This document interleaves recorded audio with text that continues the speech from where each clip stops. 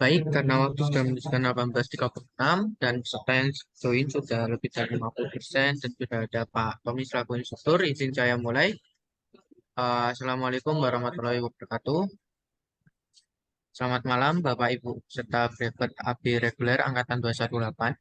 Hari ini kita akan melanjutkan kelas untuk materi PPH pemotongan pemungutan untuk pertemuan yang ketiga yang masih akan disampaikan oleh Pak Tommy. Sebelumnya, selamat malam Pak Tommy, bagaimana Pak kabarnya? Makasih Mas, sehat Alhamdulillah. Alhamdulillah. Ya. Izin saya lanjutkan ya Bapak untuk mengibur. Mohon izin mengingatkan kepada Bapak Ibu yang sudah join, jangan lupa untuk konfirmasi kehadiran via kolom chat dengan menuliskan kata hadir dan terlihat di kamera sebagai presensi kehadiran.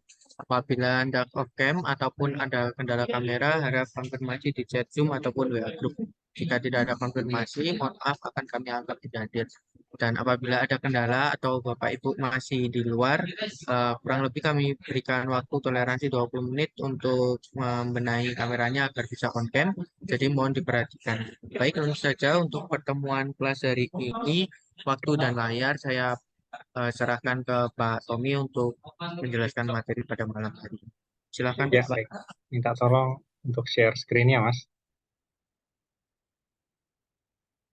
Gitu. Sudah Bapak. Udah ya. Oke, kita mulai ya. Bismillahirrahmanirrahim. Assalamualaikum warahmatullahi wabarakatuh. Selamat malam, saudara sekalian, Bapak Ibu peserta Brevet AB Angkatan 218. Bertemu kembali kita pada pertemuan ketiga ya, untuk materi pemotongan pemungutan. Sebelum dimulai, tentunya kita selalu awali dengan memanjatkan rasa syukur kita kehadirat Allah Subhanahu wa Ta'ala, Tuhan yang Maha Kuasa, yang dengan rahmatnya kita sekalian bisa melaksanakan Zoom pada malam hari ini dalam keadaan sehat walafiat. Mudah-mudahan semua yang hadir dan keluarga di rumah juga sama ya. Nah, salam selalu kita sampaikan kepada Nabi besar Muhammad SAW beserta keluarganya. Bapak Ibu saudara sekalian, pada malam hari ini kita akan kembali melanjutkan materi pemotongan pemungutan pada pertemuan yang ketiga dengan kembali melanjutkan materi PP21 yang sempat tertunda ya kemarin karena saya ada halangan dan sudah diisi oleh Pak Hadi dan informasinya Pak Hadi loncat ke PPA 22 ya.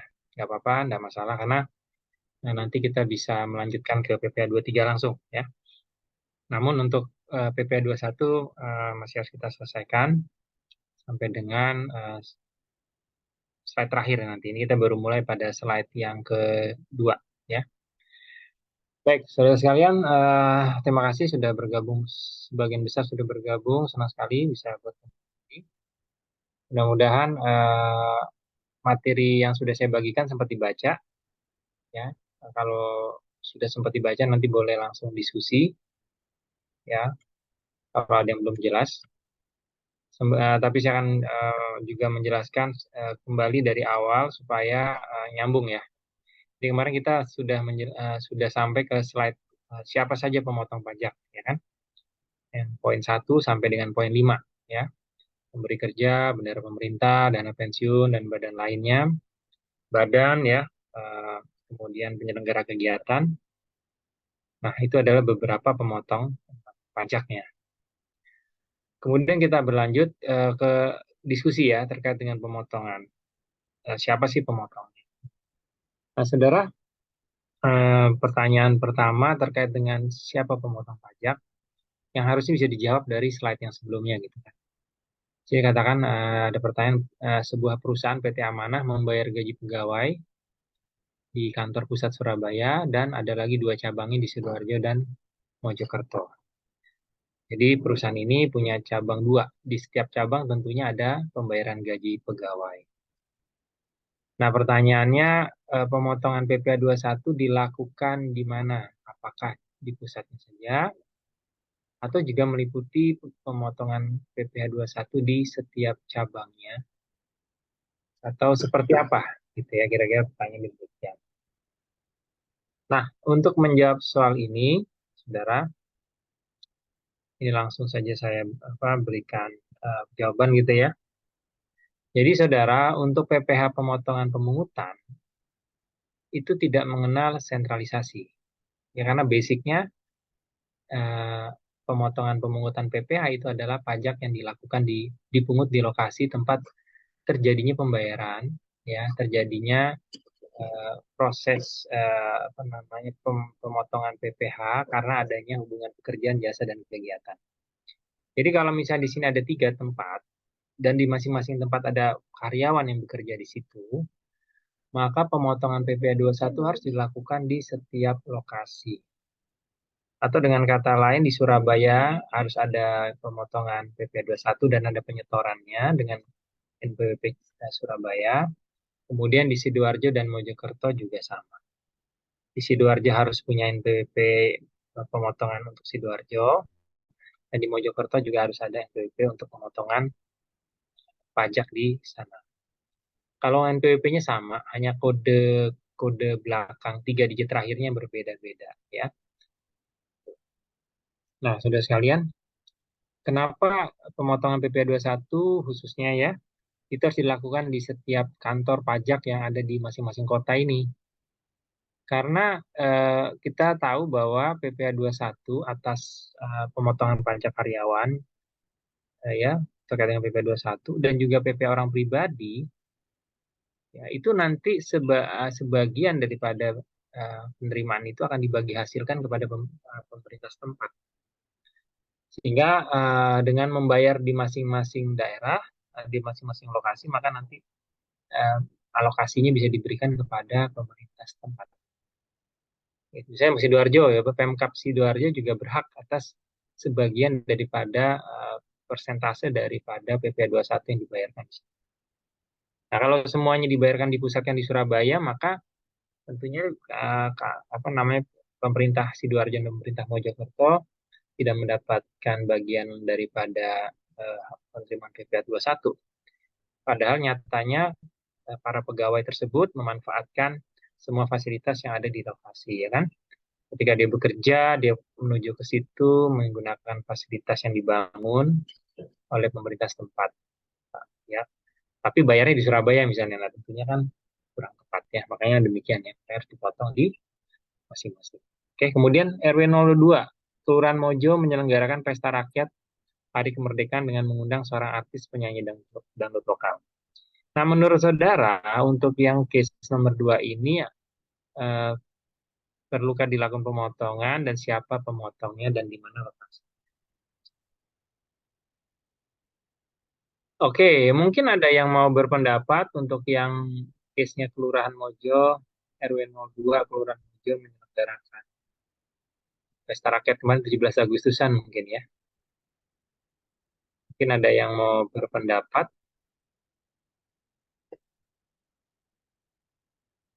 Yang perlu diingat adalah sebelum melakukan pemotongan pemungutan harus ada NPWP terdaftar ya. Jadi yang bisa melakukan pemotongan pemungutan adalah mereka yang sudah terdaftar punya NPWP dan ditetapkan melakukan pemotongan pemungutan.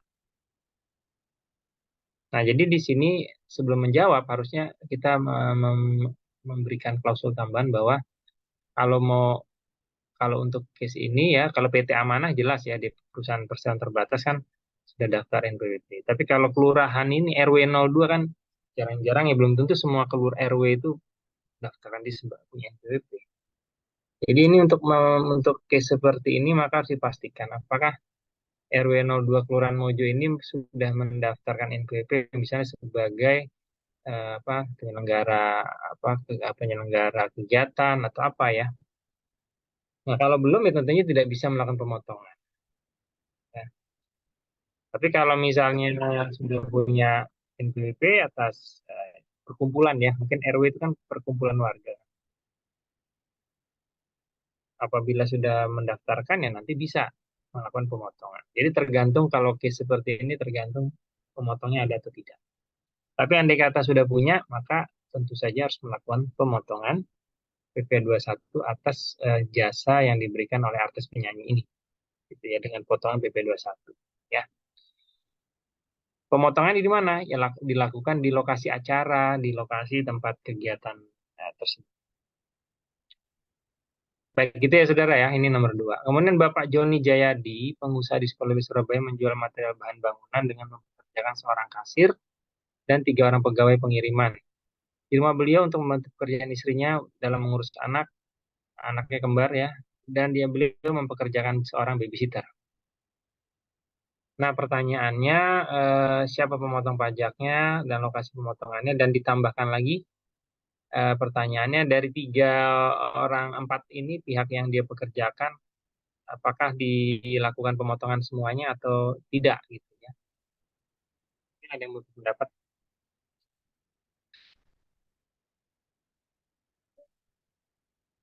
Pemberi kerjanya Pak Roni ya. Gimana menurut saudara? Ada yang mau berpendapat? Coba mungkin yang di sini aja saya lihat ya. Eh, Coba saya minta bantuannya Patricia. Patricia bisa bantu saya. Menurut Patricia gimana ini? Ya Pak, Hmm, tergantung eh, kalau Bapak Roni Jayadi mempunyai NPWP, jadi hmm, dia bisa, tapi dia harus mendaftarkan usahanya dulu. Mungkin hmm, untuk hmm, NPWP badannya, kalau dia mempunyai NPWP badan, maka dia bisa motong PPh untuk kasir dan 3 orang pegawai yang terkait dengan pekerjaannya. hmm, hmm. Kalau yang babysitternya gimana? Kalau yang babysitter, eh, kalau babysitter tergantung. Potong nggak dia? Dia motong motong PP-nya nggak? Kan dia ngasih gaji ya. Iya, Ngasih gaji juga kan. Mungkin 3 juta, 4 juta gitu tergantung ininya ya. tergantung apakah yang babysitternya mempunyai NPWP berpengaruh atau enggak ya, Pak? Ya, ya, ya, baik. Nggak apa-apa. Silakan pendapatnya saya hargai. Jadi Ya, eh, Pak Roni tergantung apakah dia punya NPP badan atau tidak gitu ya tadi. Dan kemudian bisa memotong di lokasi tempat usahanya di Sekolilo Surabaya berarti ya. Atau seorang kasir dan 3 orang pegawai. Sedangkan untuk yang babysitternya masih ragu ya tadi ya Mbak Patricia ya. Baik, saudara sekalian. Jadi untuk Pak Roni di sini nggak disebutkan sih kalau Pak Roni itu, nah di sini hanya disebutkan beliau menjual bahan bangunan, material bahan bangunan. Jadi saudara, meskipun di sini kan tidak ada informasi WP Badan, maka bisa diasumsikan Pak Roni adalah orang pribadi sebagai pengusaha. Ya, orang pribadi sebagai pengusaha ya, dapat ditetapkan sebagai pemotong PPh 21. Ya, jadi orang pribadi sebagai pengusaha dapat ditetapkan sebagai pemotong PPh 21. Jadi Pak Roni di sini adalah orang pribadi yang menjadi pemotong PPh 21 karena dia punya karyawan. Nah, karyawan yang bekerja di sini yang dipotong adalah yang terkait dengan hubungan pekerjaan jasa dan kegiatan sehubungan dengan bisnisnya Pak Roni. Bisnisnya kan menjual bahan material. Jadi 3 orang ini sama 1 orang kasir dan 3 orang pegawai ini bekerja untuk kegiatan penjualan material nggak di tokonya? Harusnya iya karena kan ini kasir sama bagian kirim-kirim. Nah kalau iya berarti harus dilakukan pemotongan oleh Pak Roni Jayadi. Ya. Kemudian terkait dengan babysitter gimana? Babysitter ini dia bekerja bukan ke toko bahan bangunannya, dia bekerja ke keluarga Pak Roni. Jadi beda ya antara Pak Roni sebagai seorang pengusaha dan Pak Roni sebagai seorang kepala keluarga. Jadi untuk babysitter yang bekerja di rumahnya itu membantu pekerjaan istrinya dan keluarga tersebut. Tapi tidak bekerja di toko bahan bangunan. Sehingga yang wajib tidak perlu dilakukan pemotongan PPh 21 atas babysitter ini karena ini bukan dalam kaitan dengan usahanya. Ya, gitu. Jadi dibayar nanti si babysitter gimana? Dia harus melapor sendiri ya kalau dia punya NPWP dilaporkan di SPT-nya sendiri. Oke. Eh, Kemudian berikutnya Kedubes Indonesia di Korea Selatan membayar gaji para diplomat dan staf warga lokal Seoul dan 2 orang juru masak warga negara Indonesia permanent resident. ini jadi di kedutaan besar itu kan ada staf diplomat. Diplomat itu adalah ini pegawai negeri ASN yang ditunjuk sebagai fungsional pejabat fungsional negara yang mewakili negara untuk diplomasi. Tapi juga memerlukan staf lokal juga ya untuk orang setempat, mungkin untuk bagian relationnya atau apa ya gitu ya, warga lokal orang setempat. Berarti warga negara Korea. Kemudian tapi untuk juru masaknya ini karena sering ada tamu di Indonesia masakin masakan Indonesia, ada juga juru masak. Tentunya ini adalah ya orang Indonesia tapi yang sudah lama tinggal di Seoul, Korea. Nah, pertanyaannya, untuk kegiatannya apakah kedubes Indonesia di Korea Selatan memotong PPh 21 atas gaji para diplomat, staf, warga lokal Seoul, dan 2 orang juru masak Maggi? Ya, itu pertanyaannya. Dan lokasi pemotongannya di mana? Apakah dilakukan di luar negeri di Korea atau bagaimana gitu ya? Nah, itu pertanyaannya. Jadi untuk case seperti ini, saudara, PPh 21 itu kan dipotong atas penghasilan sehubungan dengan pekerjaan jasa dan kegiatan diterima oleh subjek pajak dalam negeri, ya kan? Nah, itu harus kita lihat dulu. Diplomat yang bekerja di situ itu subjek pajak dalam negeri atau subjek pajak luar negeri. Meskipun dia bertempat tinggal di Korea, tetapi statusnya adalah sebagai subjek pajak dalam negeri. Itu memang tinggalnya di sana, tetapi kedutaan besar Indonesia itu punya aturan yang tidak bisa diganggu gugat. Artinya mereka pun secara umum diplomat itu bukan subjek pajak di negara setempat. Jadi bukan subjek pajak. Karena diplomat ini bukan subjek pajaknya Korea Selatan, maka para diplomat ini akhirnya akan kembali kepada statusnya sebagai subjek pajak dalam negeri. Gitu. Karena subjek pajak dalam negeri kalau dia terima gaji maka harus dipotong PPh pasal 21. Itu meskipun dia tinggalnya di sana. Nah, kalau untuk staf warga lokal Seoul itu juga menerima pendapatan atau penghasilan dari kedutaan besar. Tapi karena dia warga negara asing, ya maka jadi statusnya subjek pajak luar negeri. Maka nanti dipotong PPh pasal 26. Nah, bagaimana dengan juru masak warga negara Indonesia? Karena sudah jadi permanent resident di sana, ya berarti statusnya juga sebagai subjek pajak luar negeri. Jadi nanti 2 orang juru masak ini harus dipotong PPh pasal 26. Ya, karena dia meskipun statusnya WNI tapi secara fisik, secara ketentuan subjek pajak luar negeri. Ya. Oke, nanti lebih dalam di PPOP ya terkait dengan subjek pajak dalam negeri dan subjek pajak luar negeri dan Oke, kemudian Yayasan Dana Pensiun Artapurna, pendiriannya belum disahkan Menteri Keuangan, membayar pensiun. Nah, pertanyaannya, siapa pemotong pajaknya? Apakah pensiunan dipotong pajak pasal 21 atau tidak? Itu kan pertanyaannya ya.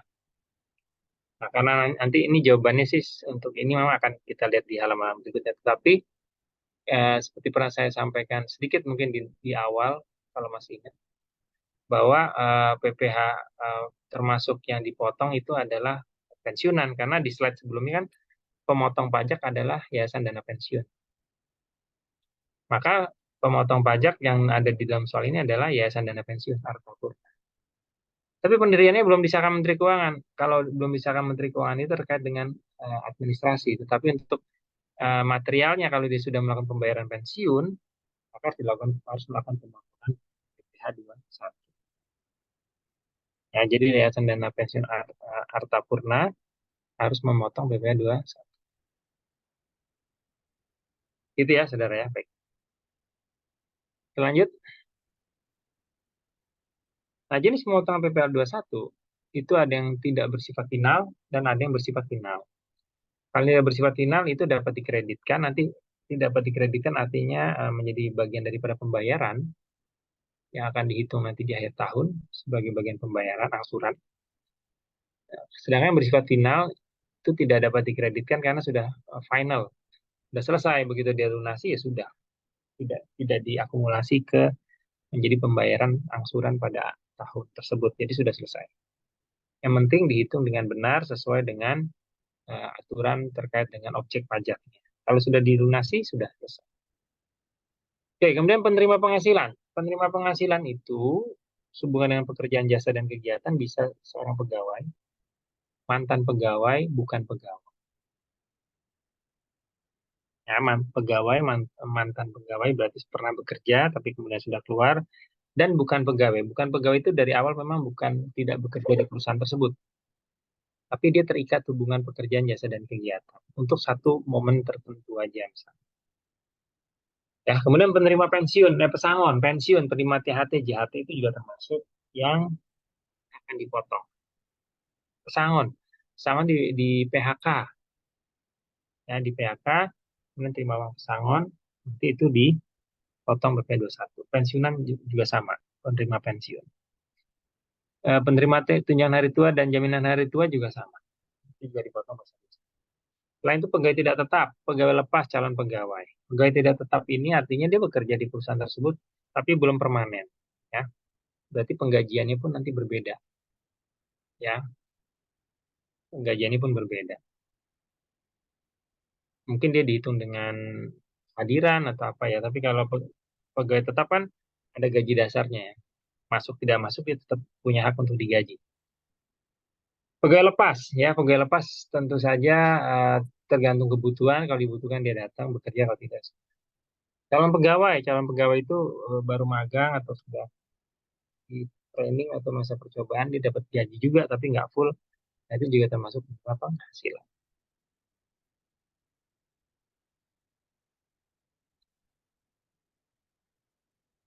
Oke, kemudian mekanisme pemotongan PPh pasal 21. Jadi saudara, seperti saya sampaikan di awal, pemotong PPh itu perannya sentral. Di sini saudara di skema ini pemotong PPh pasal 21 adalah yang berada di kanan atas, itu adalah pemberi penghasilan atau perusahaannya yang membayarkan gaji. Dia berada di titik center di tengah, di pojok memang, tetapi dia semua panah mengarah ke situ. Karena dia harus memotong penerima penghasilan yang di kiri atas. Ini panahnya, arti panah memotong atas semua penghasilan yang diterima dan memberikan bukti potong. Itu tugasnya, memberikan bukti potong atau bukti kalau sudah membayar lah ya di penerima penghasilan. Bentuknya bisa 1721 A1, A2 tergantung ya, dia pegawai tetap swasta atau non atau pemerintah gitu ya. Ada bukti potong non final dan ada bukti potong final, tergantung jenis pajak. Kalau sudah memotong, maka nanti si pemotong pajak harus menyetorkan ke bank. Ini bank di bawah. Potongan-potongan tadi yang diambil, dikumpulkan, lalu disetor ke bank ini dengan SSI. Nah, setelah dibayar, maka tinggal melapor. Menggunakan SPT massa dan setelah setoran pajaknya dikumpulkan. Nah, itu mekanismenya. Jadi, si pemotong tidak hanya memotong, memberikan tanda bukti, menyetorkan ke bank, setelah itu juga jangan lupa melapor. Kalau nggak dilaporkan nanti nggak ngerti kantor pajak bahwa sudah dilakukan atau tidak nih, kalau nggak nanti disurati. Oh, bulan ini belum menyetor pasal 21, ternyata lupa melapor dan menyetor. Nah, ini tentunya harus diantisipasi gitu ya. Oke, sekalian itu ya skemanya. Jadi yang memotong itu adalah si pemberi penghasilan. Sebelum dikasihkan uangnya, dipotong dulu gitu ya, kira-kira. Oke, kita lanjut. Atau ada yang mau ditanyakan terkait mekanisme ini? Kalau nggak ada, kita lanjut. Baik, beberapa pengertian penerima penghasilan. Jadi penerima penghasilan yang dipotong PPh 21 adalah orang pribadi. Sekali lagi, pasal 21 itu targetnya adalah subjek pajaknya orang pribadi, statusnya sebagai subjek pajak dalam negeri, yang menerima penghasilan dengan nama apapun sehubungan dengan pekerjaan, jasa, dan kegiatan. Termasuk itu adalah definisi untuk PP21. Sedangkan penerima penghasilan dipotong pasal 26 adalah orang pribadi juga. Ini dipotong pasal 26 itu orang pribadi dalam kaitan dengan ini ya, pemotongan sudah dan kegiatan. Karena nanti kan kita lihat PP pasal 26 juga diperlakukan dipotongkan kepada WP non orang pribadi ya. Tapi untuk jenis pajak yang lain selain PP 21. Tapi kalau bicara PP 21 dan 26 dalam kaitan hubungan pekerjaan, jasa, dan kegiatan, maka orang pribadi dengan status subjek pajak luar negeri yang menerima penghasilan itu yang nanti dipotong pasal 2.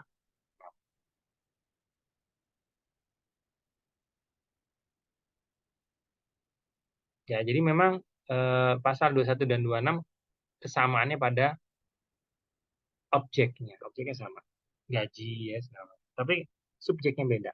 Kalau pasal 21 subjeknya orang pribadi dalam negeri, kalau subjek pajak pasal 26 orang pribadi dengan status subjek pajak luar negeri.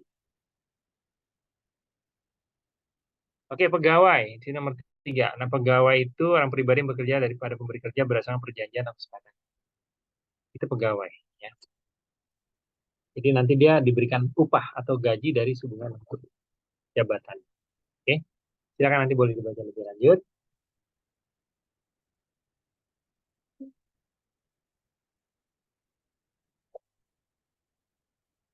Kemudian nomor 4. Pegawai itu luas sekali.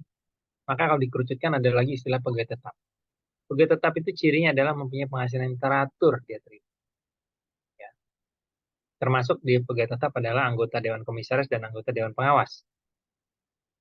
Serta pegawai yang bekerja berdasarkan kontrak unit untuk satu jangka waktu tertentu.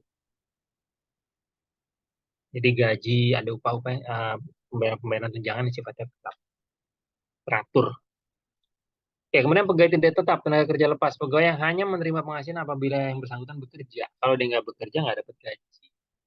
Karena ngitungnya berdasarkan jumlah hari kerja, jumlah unit yang dihasilkan, dan seterusnya. Jadi ada variabelnya ya. Dia ngacu ke variabel tersebut. Oke. Kemudian ada lagi penerima penghasilan bukan pegawai. Tadi sudah saya jelaskan ya. Bukan pegawai. Misalnya kita butuh servis AC. Nah, yang bisa servis mungkin ada orang pribadi yang pengalaman yang sudah sering bekerja di kita. Dia bukan pegawai kita, tapi kita minta untuk mempekerjakan satu tugas gitu ya. Kemudian nomor 7, peserta kegiatan. Nah, peserta kegiatan ini sifatnya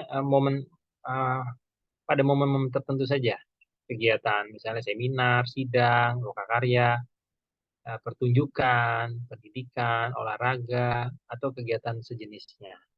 Yang dimana di situ ada imbalan atas para pemenang. Misalnya lomba lari, lomba badminton, lomba rally mobil. Nah, itu kan nanti ada atau konser musik. Nah, pihak-pihak yang terlibat yang menerima penghasilan itu harus dilakukan pemotongan pasal 2. Nah, misalnya uang rapat. Setelah rapat misalnya 2-3 jam dikasih uang rapat misalnya 300.000. Nah, itu harus dipotong PPh. Ya. Atau ada olahraga, lomba, menang, dapat hadiah utama 100 juta, itu dipotong PPh. Oke, nanti lebih lanjut kita lihat ya. Sekarang kasus menerima penghasilan pasal 21-26.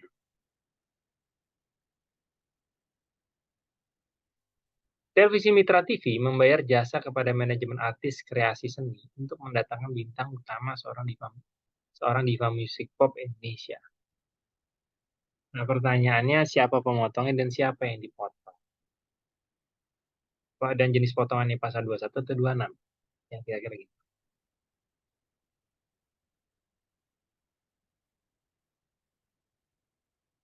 Jadi ada 3 pihak, televisi mitra, ya, kemudian ada manajemen artis, ya kan, manajemen artis kreasi seni, dan ada lagi satu diva musik pop Indonesia, ini nggak diketahui namanya.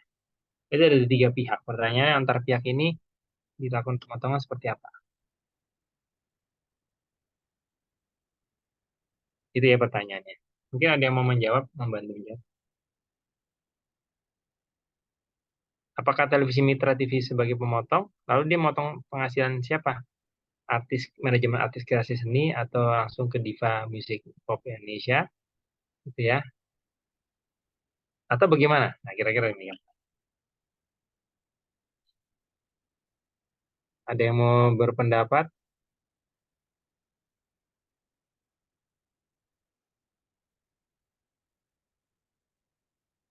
Yang tadi sudah ibu-ibu ya. Sekarang coba. Mungkin saya minta pendapat aja ya. Benar atau salah nggak terlalu masalah. Coba Mas Prantas ya. Prantas ya namanya. Iya Mas, dengar suara Eh, saya Mas? Iya, Iya, dengar, iya. Pak. Ya, Iya. silakan. Menurut Anda gimana? Kalau menurut saya, televisi itu memotong untuk manajemen artis, nanti manajemen artisnya memotong untuk divanya itu, Pak. Jadi kayak outsourcing itu gitu, Pak. Menurut saya sih, Pak. Manajemen artis dipotong televisi mitra TV dengan PPA 21 atau yang lainnya? Kalau menurut Mungkin 2-3 sih, Pak. ketiga ya. Iya, terima kasih, Baik, Pak. terima kasih. Ya, jadi saudara, untuk case seperti ini, televisi mitra TV itu manajemen artis itu sebenarnya posisinya adalah sebagai lebih ke broker ya dia. Dia mencarikan job ya buat manajemen apa untuk diva musik pop Indonesia ini. Ya. Nah, kalau case yang banyak terjadi di lapangan adalah karena disiptnya sebagai broker mencari, maka nanti yang dipotong PPh 23 benar. Ini karena apa? Karena ini manajemen artis ya, dan manajemen itu lebih dari satu orang. Berarti ada suatu perusahaan ya, manajemen artis yang lebih dari satu orang. Nah, karena ini sebuah badan, ya bentuknya harusnya lebih ditegaskan ya, apakah PT atau CV atau yang lain. Tapi anyway, kalau dia lebih dari satu orang karena manajemen, ya berarti bukan orang pribadi, karena itu bukan dipotong pasal 21. Itu tadi Mas bilang. Jadi televisi mitra TV nggak motong PPh 21, tapi motong PPh 23. Nanti akan kita pelajari. Jadi PPh 23 atas jasa-jasa. Nah, tetapi nanti untuk PT artis, manajemen artis ini, dia karena tugasnya membayar sejumlah fee-nya saja, tapi uang pembayaran untuk tampilnya bagi si diva musik pop ini dibayar langsung oleh televisi mitra kepada si penyanyi tadi. Oleh karena itu, yang tugas memotong adalah PPh 21 yang dilakukan oleh televisi TV. Jadi televisi mitra TV itulah yang membayar langsung kepada diva musik pop dan kemudian memotong PPh 21. Ini kalau ini PPh 21. Jadi ke manajemen artis hanya sebatas fee-nya saja, ya fee. Tapi kalau untuk pembayarannya langsung ke divanya, umumnya seperti itu. Dan kemudian nanti dipotong PPh 21 untuk yang ke diva. Oke, terima kasih tadi jawabannya bagus sekali. Kemudian CV Jiran Sentosa membayar jasa Bapak Ferry yang telah menetap di Kuala Lumpur untuk membantu pengiriman TKI dari Jawa Timur ke Malaysia. Nah, pertanyaannya, potongnya siapa yang dipotong dan siapa pemotongnya, dan status pemotongan itu apakah PP 21 PP 26. Kira-kira gitu ya pertanyaan. Mungkin ada yang mau membantu menjawab. Nah, coba saya minta tolong gantian deh ya, tadi laki-laki sekarang yang di depan saya ini ada Mbak Bujihan. Bujihan mungkin bisa bantu Bu. Bujihan Fahira.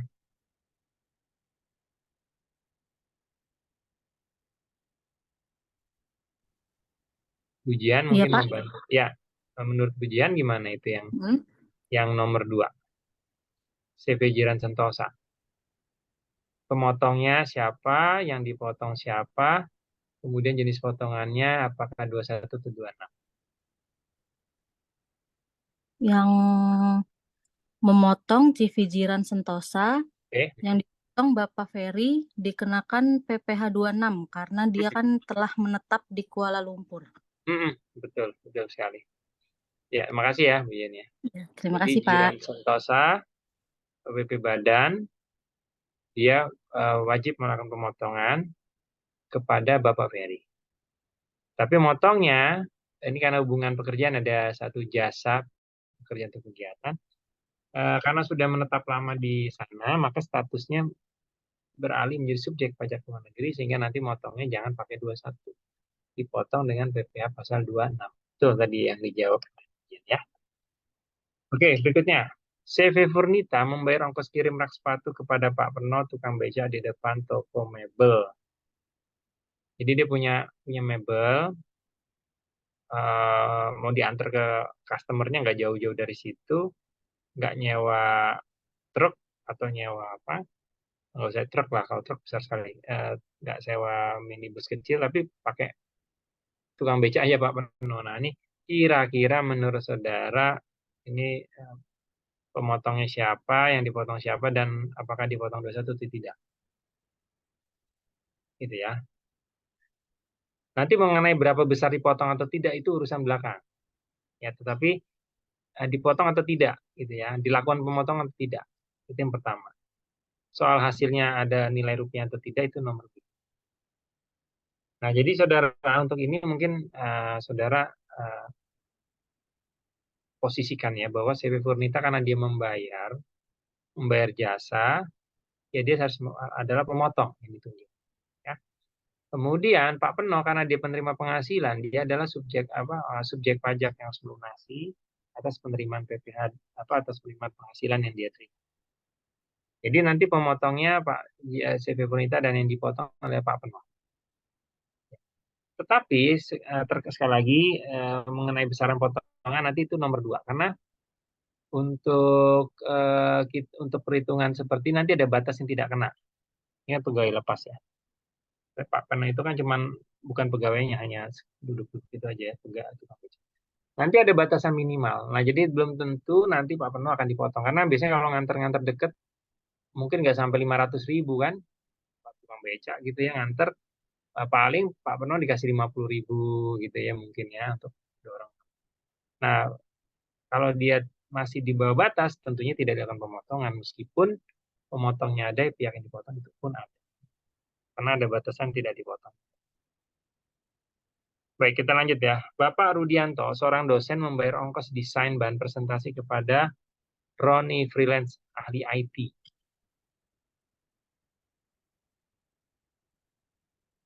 Pada Ronald, seorang freelance ahli IT. Nah, coba gantian yang lain. Mungkin ada yang mau membantu menjawab. Pemotongnya siapa, yang dipotong siapa?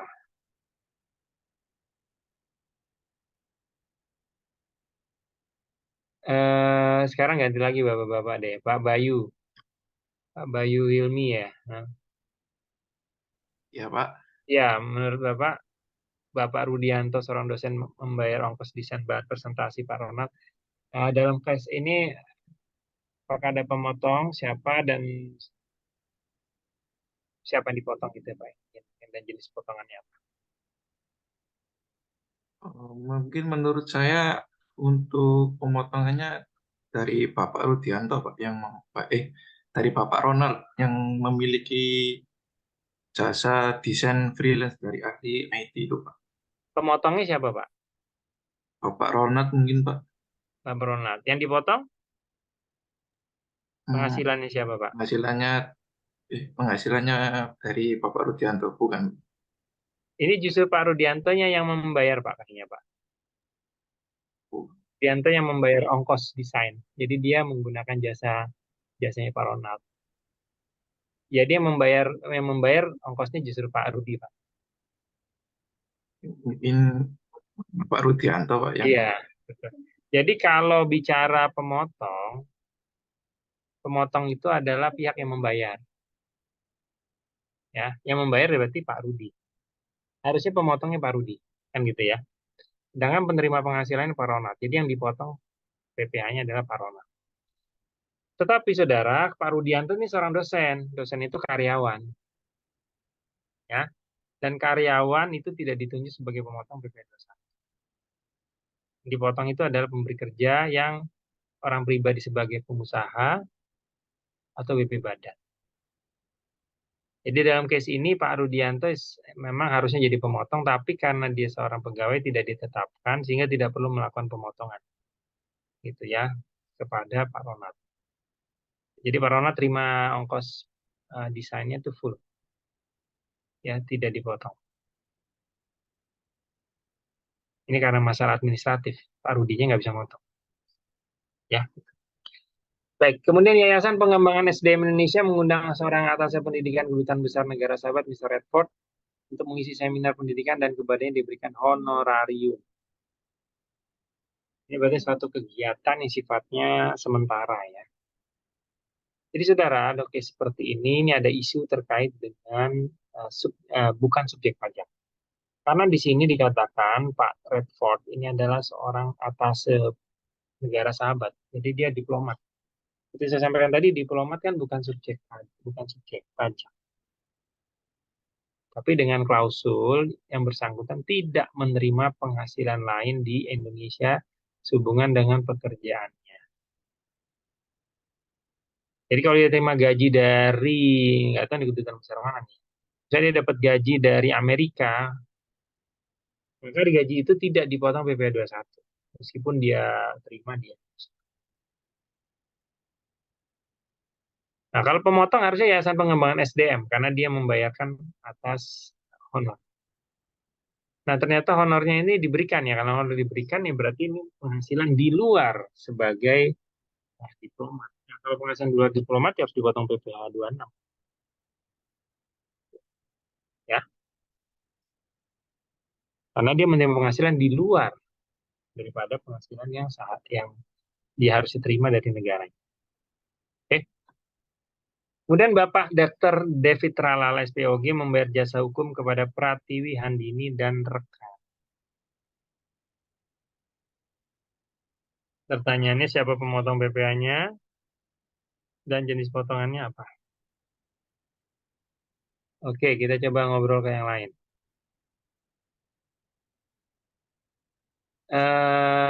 Mbak Sofia. Salsabila aja, Mbak Sofia mungkin punya pendapat. Bapak David Tralala SPOG. Pemotongnya siapa, yang dipotong siapa, dan jenis potongan. Yang dipotong itu Pratiwi Handini dan rekan-rekannya, Pak.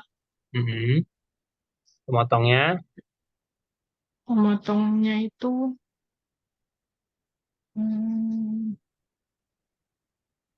yang pemberi kerja SPG-nya ini. Mungkin karena posisinya Bapak David ini kan juga pegawai mungkin. Menurut pendapat saya ya, Pak. Iya, apa-apa. Baik, jadi karena dia pegawai, motong nggak jadinya, Mbak? Enggak, Pak. Kalau pegawai kan enggak. Iya, baik. Terima kasih ya, Mbak. Iya, Pak. Jadi, saudara, pertama isunya, kita kembalikan ke case, kita bicara tentang PPh 21. PPh 21 itu adalah pajak yang dipotong atas penghasilan sehubungan dengan pekerjaan jasa dan kegiatan yang diterima oleh orang pribadi. Nah, jadi kita lihat di sini ada pembayaran kepada perusahaan jasa hukum Pratiwi Handini dan rekan. Jadi Pratiwi Handini dan rekan ini adalah memang orang-orang pribadi, tetapi kalau sudah bergabung itu bukan lagi sebagai orang pribadi, tapi statusnya sebagai perkumpulan atau firma mungkin ya. Kalau hukum kan banyak firma. Jadi kalau penyebutan Pratiwi Handini dan rekan itu artinya itu menggambarkan sebagai WP badan, bukan WPOP. Karena WP badan maka tidak dilakukan pemotongan PPh 21. Mungkin nanti jenis potongannya berbeda. Mungkin PPh 23 ya. Dan Pak David Tralala itu adalah orang pribadi yang masuk kategori pekerjaan bebas. Ya, kalau pekerjaan bebas, dia kebanyakan dokter tuh punya penghasilan dari pekerjaan bebas. Ya, maksudnya dia nggak terikat hanya satu tempat, dia bisa bekerja di perusahaan di rumah sakit A, rumah sakit B, rumah sakit C. Oleh karena itu, Dr. David Tralala ini bisa ditetapkan sebagai pemotong pajak karena dia melakukan pekerjaan bebas seperti orang pribadi sebagai pengusaha. Tapi dia adalah mereka yang dikatakan sebagai orang pribadi yang melakukan pekerjaan bebas. Pekerjaan bebas itu bekerja karena keahliannya, misalnya dokter, notaris, akuntan. Itu bisa melakukan pemotongan pasal 21. Meskipun dia orang pribadi, ya, ditetapkan, bisa motong. Nah, cuman ini bukan 21 jadinya, karena bentuknya adalah sebuah perusahaan PT. Bukan PT ini, firma biasanya kalau. Kayak gitu ya, Bapak Ibu. Kemudian Bapak Bowo Subono membuka jasa konsultan pajak dan mempekerjakan 5 orang pegawai, dan salah satunya adalah Ibu Rika sebagai sekretaris yang merupakan istri beliau. Nah, pertanyaannya, siapa pemotong dan siapa yang dipotong, dan siapa saja yang dipotong nih karyawan ini, kan ada 5 plus 1. Ini yang Bu Rika ini karyawan di sini, apa direkturnya Pak Bowo Subono, ini saya kurang paham ya. Karena di kantor bisa jadi karyawan, di rumah bisa sebaliknya. Ya. Oke, menurut saudara gimana ini pendapat saudara? Pak Bowo Subono bisa motong nggak pasal 21 atau yang lainnya? Dan terhadap siapa saja, 5-5-nya plus 1, 5 orang ini, sorry, 5 orang ini termasuk istrinya ya, berarti apakah kelimanya atau sebagai tidak semuanya? Ya, ini ya kira-kira pertanyaannya. Mungkin ada yang berpendapat. Jadi terakhir Mbak Ibu ya, Mbak ya. Sekarang saya cari yang Mas-mas. Ya, gantian. Muhammad Reza Pahlevi. Ya betul ya Mas Reza. Muhammad Riza. Muhammad Riza gimana pendapat? Pemotongnya siapa? Yang dipotong siapa saja?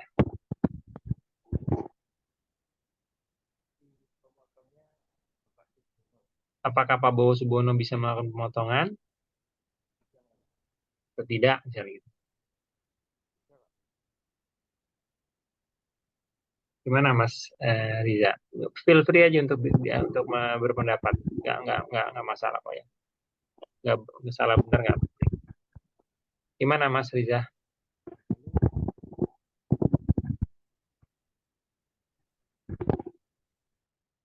Suaranya kok belum masuk ya?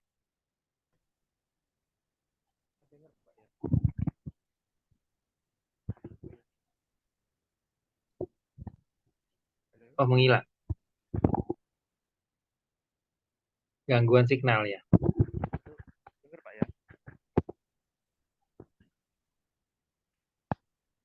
Oke, kalau memang gangguan signal, nggak apa-apa deh. Jadi gini saudara, Pak Bowo Subono itu konsultan pajak, punya jasa konsultan pajak, orang pribadi. Dia masuk kategori sebagai PPOP yang punya keahlian ya, punya keahlian konsultan. Ya, jadi pekerjaan bebas. Maka bisa motong. Tapi yang potong nggak semuanya nih saya kira, karena ternyata satu orang adalah istri sendiri. Jadi istri adalah pekerjaan punya hubungan usaha dengan suaminya itu dekat sekali. Maka tidak bisa dilakukan pemotongan pasal 21. Ya, nggak perlu dilakukan pemotongan pasal 21. Nah, nanti semua penghasilannya Pak Bowo Subono termasuk penghasilan Bu Rika ya semua jadi satu kesatuan kan. Jadi nggak perlu nanti di PPOP digabungkan.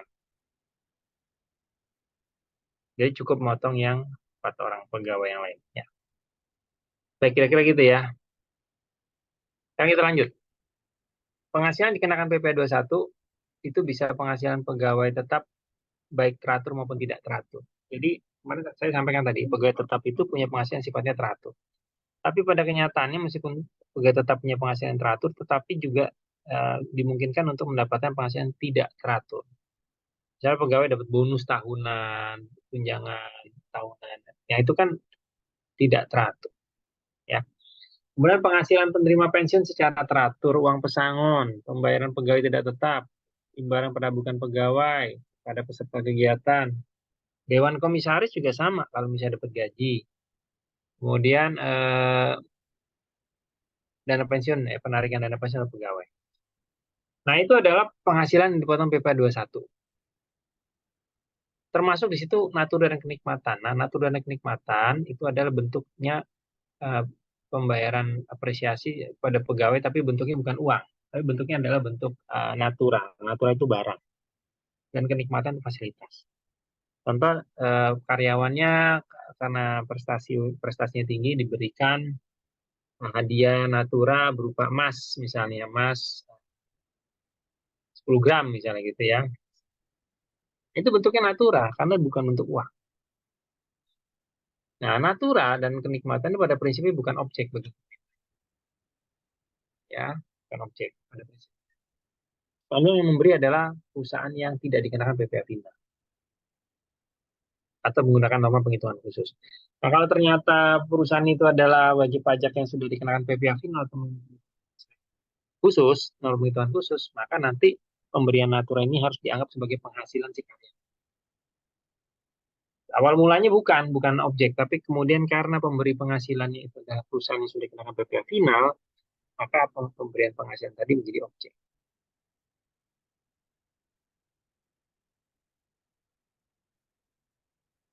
Ya, gitu.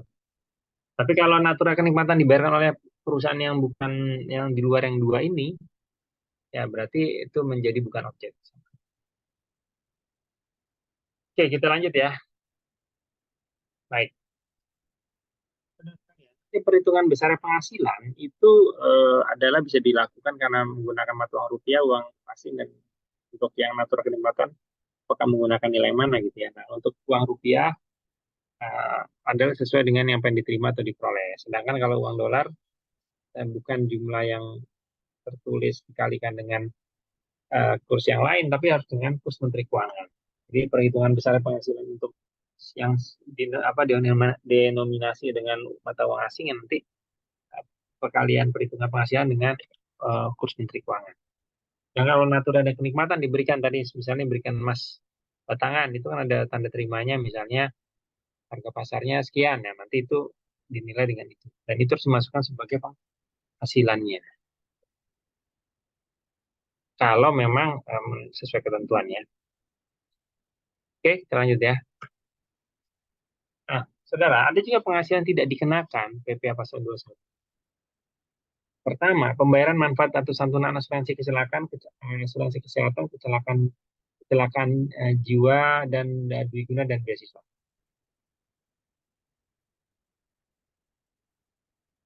Jadi pembayaran manfaatnya, ya, kalau misalnya terjadi klaim terkait dengan asuransi jiwa itu maka apa namanya dianggap bukan objek. Jadi semua klaim yang timbul karena asuransi terkait dengan jiwa itu tidak dipungut, tidak dipotong, tidak dipotong. Misalnya ikut asuransi kesehatan, asuransi kesehatan yang lainnya. Misalnya sakit, dirawat di rumah sakit, kemudian biayanya sampai 500 juta misalnya. Di cover asuransi bahkan nggak bayar sama sekali. Nah, itu kan konsepnya penghasilan karena dia harusnya membayar tapi nggak membayar sebanyak 500 juta. Tapi kalau dia membayar habislah penghasilannya 500. Tapi dia saving 500 juta karena nggak membayar apa. Sudah di cover sama perusahaan asuransi. Maka ini nggak masalah karena klaim asuransi dibayar itu bukan opsi. Termasuk kecelakaan ya bagi ahli warisnya. Ya.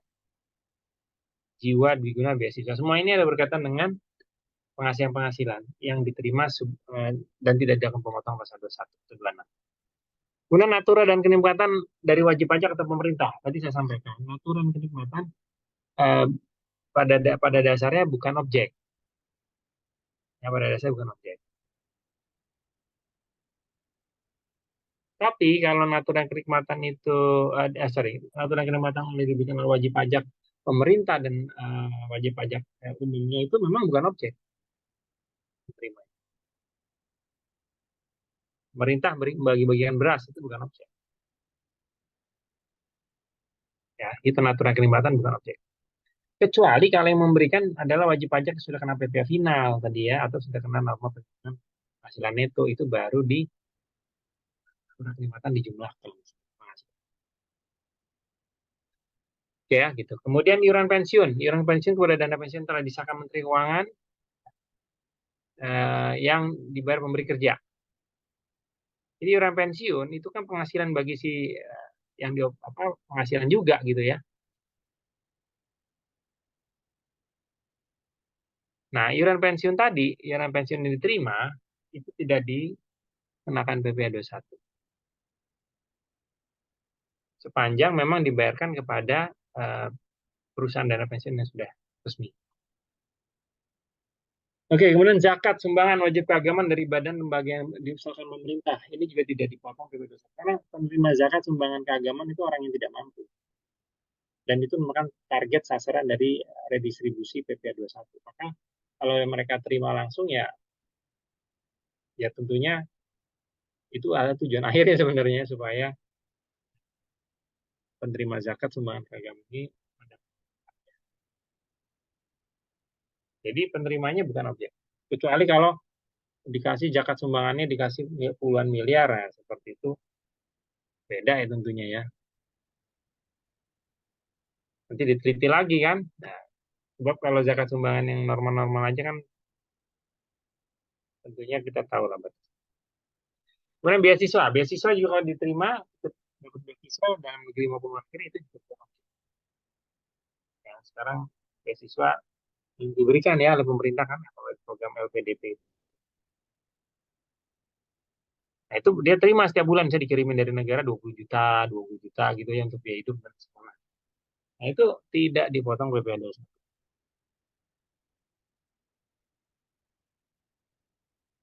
Oke, gitu ya. Baik. Nah, saudara sekalian, ini adalah skemanya. Skema itu nanti dipelajari. Skema terkait dengan perhitungan PPh 21. Jadi perhitungan PPh 21 itu lihat yang warna kuning, itu adalah para penerima penghasilannya. Bisa pegawai, pensiunan, bukan pegawai, komisaris mantan pegawai penerima dana pensiun oleh pegawai, dan peserta kegiatan. Jadi kuning-kuning yang mungkin adalah pihak-pihak yang mewakili daripada penerima penghasilan orang pribadi. Nah, yang warna hijau itu adalah pembagian lanjutannya. Pegawai kan dibagi dua, tetap tidak tetap. Ya. Kemudian pensiunan dan yang berterima sekaligus ada yang terimanya berkala. Bukan pegawai bisa berkesinambungan, dia dapat penghasilan, dapat yang berkesinambungan ekskul pasal 13C1, atau bahkan tidak berkesinambungan. Jadi bukan pegawai itu bisa dapat penghasilan dari perusahaan itu, tapi rutin. Jadi meskipun bukan pegawai, tapi rutin. Ya, ada juga yang berkesinambungan ekskul pasal 13C1. Jadi berkesinambungan tapi dia jasa profesi. Dokter. Dokter kan juga bukan pegawai rumah sakit, tapi dia punya praktek di situ. Ya pasiennya juga banyak. Kemudian tidak berkesinambungan, ya berarti cukup lepas. Bayar, selesai sudah. Nah, komisaris juga sama. Nah, nanti saudara akan lihat di sebelah kanan itu adalah rumusan daripada perhitungannya. Itu dirangkumkan. Jadi kalau bayarnya tidak tetap, sifat harian gitu ya, pegawai tidak tetap harian, kalau penghasilan brutonya masih di bawah PTKP, maka tidak dikenakan. Tidak dilakukan pemotongan. Ini ya. Nah, tapi kalau ini untuk yang bulanan ya penghasilan. Sedangkan kalau untuk menerima harian, maka nanti ngitungnya seperti yang di samping. Penghasilan bruto 450.000. Kalau sudah melebihi 4,3, 4,5 sampai dengan 10,12 itu dikurangi PTKP harian ya. Ada yang seperti itu ngitungnya dan macam-macam. Nanti saudara mungkin kalau ngeliat sekilas formulanya bingung. Nanti kita coba lihat dengan contoh ya. Kemudian ada sekaligus berkala, itu ngitungnya gimana? Kalau yang berkala itu setiap bulan Bapak Ibu senior citizen itu ambil uang pensiun. Nah, itu nanti penghasilannya itu dikurang PTKP caranya. Kalau sekaligus PP yang terkait PP 68. Oke, sedangkan untuk bukan pegawai juga sama. Cara ngitungnya ada beberapa formula. Ya, yang berkesinambungan dengan tidak berkesinambungan beda. Karena di dalam juklaknya memang ada perbedaan. Dan seterusnya ya. Nah, nanti yang paling kanan ini yang perlu kita bahas bagaimana caranya. Ya, itu ya saudara ya. Baik.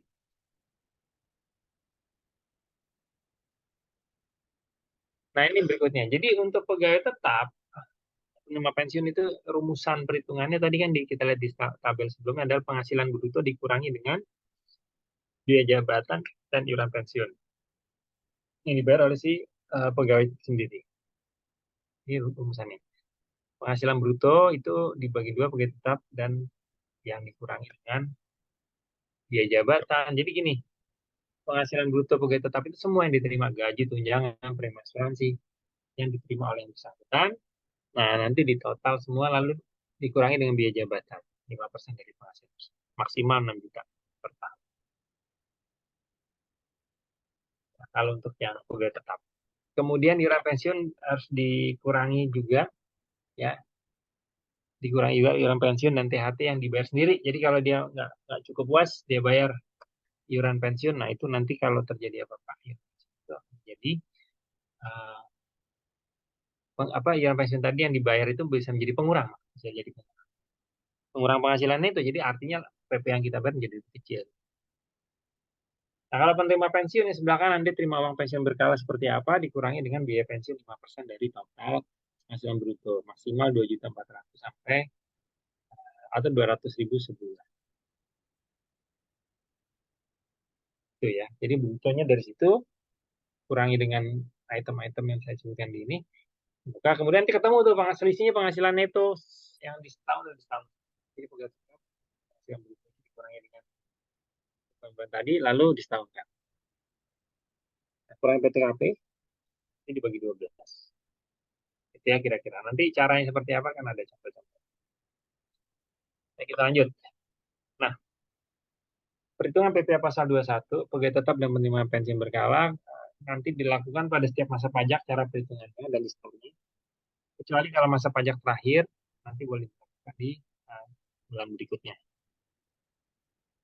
Kalau masa pajak berakhir, selisih antara PP yang terutang atas seluruh penghasilan kena pajak selama setahun dengan PP yang telah dipotong pada masa-masa sebelumnya. Kita harus matchingkan pada masa pajak terakhir atau semua penghasilan yang kita bayar termasuk namanya seluruh biaya yang dikeluarkan ya nanti dilakukan. Jadi pembayarannya setiap masa pajak berakhir dan nanti di masa pajak terakhir berarti bulan Desember. Nah, sekarang bagaimana kalau kurang dari 12 bulan? Itu isu berikutnya. Jadi kadang-kadang karyawan kan terimanya nggak full. Ada yang setengah tahun atau sebelumnya atau sustain.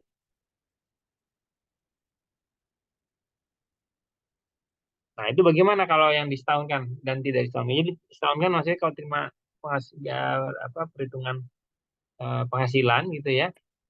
Ini harus dikalikan 12 atau tidak?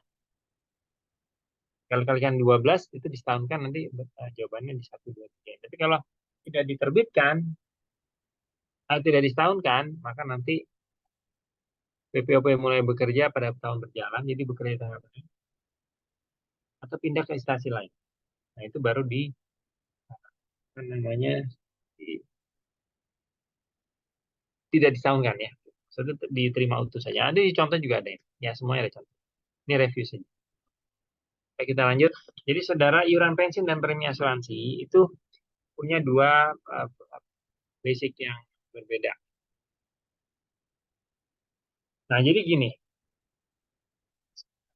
bisa membayar iuran pensiun dan membayar premi asuransi. Nah, kalau di sini ya, kalau iuran pensiun tadi dibayar oleh karyawan sendiri, dibayar sendiri, misalnya kurang penghasilannya itu, bruto. Ya. Tapi kalau yang bayar pemberi kerja, maka menjadi apa namanya, iuran pensiun tadi menjadi bukan objek PPh.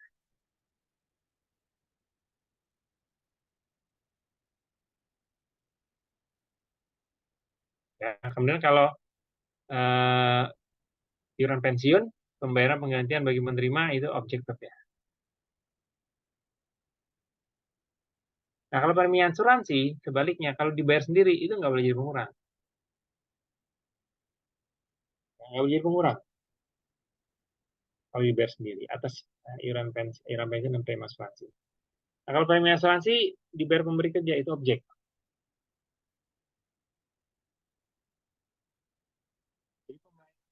penggantian bagi penerima juga bukan oke. Ya, nanti kita lihat di contoh. Nah ini ya, jadi saudara yang tabel tadi vertikal satu lembar tadi ini bisa diluas gitu ya untuk masing-masing sub.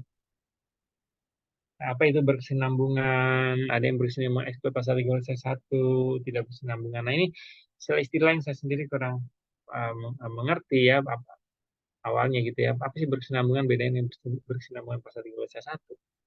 Ternyata berkesinambungan itu ada kontinuitas penghasilan dari perusahaan sama tapi tidak pernah diangkat sebagai pegawai. Nah kalau yang pasal 361 ini ya, eksploit pasal 361 sebenarnya apa namanya berkesinambungan juga, tapi dia yang bekerja pada lebih dari satu tempat, sama dokter. Ya, dan ada yang tidak berkesinambungan. Nah itu rumusannya di bawah rumus. Ya, nanti ini boleh dilihat dulu. Setelah itu nanti kita lihat paparan dari apa namanya untuk paparan terkait dengan ini. Ini gimana sih contohnya soal-soal nanti kita lihat. Sementara ini. Nah ini warna hijau nih ya. Catatan. Dalam hal praktik, dalam hal dokter yang praktik di rumah sakit atau klinik, jumlah penghasilan bruto adalah sebesar jasa dokter yang dibayarkan pasien, yes, maka di apa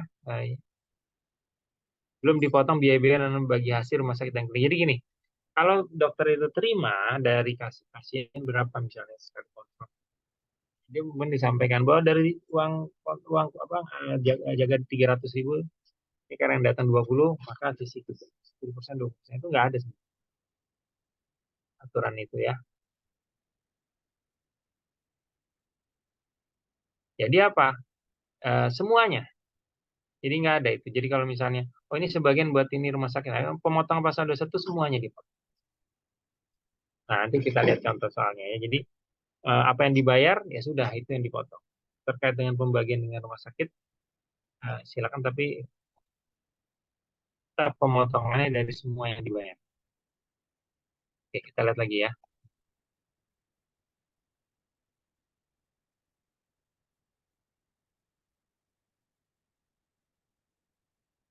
Bentar.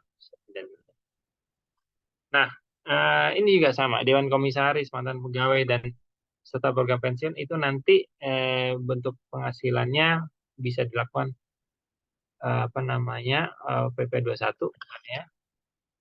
Sepanjang dia ada pembayaran, ada hubungan keterkaitan nanti bisa diberikan.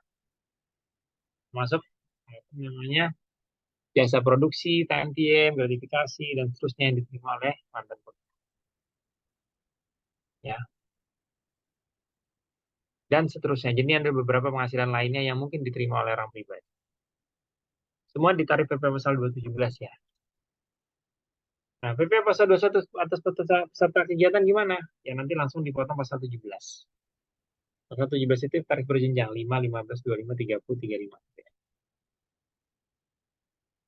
Jadi peserta kegiatan dikenakan PP pasal 21 Undang-Undang PP atas penghasilan bruto yang diterima ya. Ya sepanjang tidak dipecah-pecah. Ya misalnya peserta kegiatan harusnya minimal tidak untuk suatu kegiatan yang dipotong misalnya 2 juta misalnya gitu ya. Di bawah 2 juta lebih dipotong. Nah, makanya caranya mereka adalah penghasilan tadi ya karena ini peserta kegiatan harus dianggap satu kesatuan meskipun dipecah-pecah karena penerimanya sama orang. Ya, kira-kira mana ada contoh-contohnya nanti. Nah, selanjutnya yang tadi beberapa kali diungkap adalah PTKP. PTKP ini konsep daftar pajak. Nah, PTKP itu salah satu instrumen pengurang yang diperkenankan yang diberikan kepada wajib pajak. Dan ini untuk menaikkan ya batas tidak kena. Jadi kalau orang punya penghasilan, kalau semuanya tidak dibatasi, maka hampir semua warga negara harus membayar PPh kan gitu. Tapi karena ada batas yang tidak dikenakan PTKP, maka yang tadinya punya penghasilan sekian menjadi lebih kecil bisa karena dikurangi PTKP, atau bahkan di bawah PTKP. Jadi konsep PTKP itu adalah biaya sebenarnya biaya hidup sebenarnya. Ya. Jadi biaya hidup yang diberikan. Jadi kalau dia cuma punya gaji sekian ya nggak semuanya kan dikonsumsi. Itu PTKP 54 juta untuk wajib pajak pribadi, 4.500.000 untuk apa namanya tambahan wajib pajak karena menikah, 4.500.000 untuk tambahan untuk setiap anggota keluarga, sedara semenda dalam garis keturunan lurus, serta anak angkat yang menjadi tanggungan sepenuhnya, maksimal 3 orang. Jadi tambahan untuk anggota keluarga itu maksudnya ke hubungan saudara karena hubungan genetis ya, maksud anak ayah memberikan ayah masuk sebagai pihak yang dia tanggung, misalnya. Bisa ayah nggak apa-apa, boleh karena tinggal di situ misalnya. Itu anak kandung udah pasti ya, tapi anak angkat gimana? Anak angkat kalau sudah ditetapkan pengadilan ya sudah harus menjadi boleh dimasukkan. Itu ya. Nah, garis keturunan lurus 1 derajat itu artinya, ini bukan garis keturunan lurus 1 derajat, garis keturunan lurus saja. Berarti siapapun ya, kita bisa menanggung nenek kita atau mungkin buyut kalau memang tinggal di rumah. Nah, PTKP-nya bisa menjadi. Jadi maksimal 54 juta ditambah 4.500.000 karena merit, sisanya yang anak tadi batasan tiga anak itu atau 3 tanggungan itu asal tidak melebihi ketentuan yang berlaku. Maksimal 3 orang. Kalau anak ke-7, ya cuma 3 yang bisa, 4 yang bisa di. Nah, catatannya adalah yang warna kuning di bawah. PTKP itu berdasarkan keadaan pada awal tahun. Untuk subjek pajak dalam negeri yang kewajiban pajak subjektif itu sudah ada sejak awal tahun.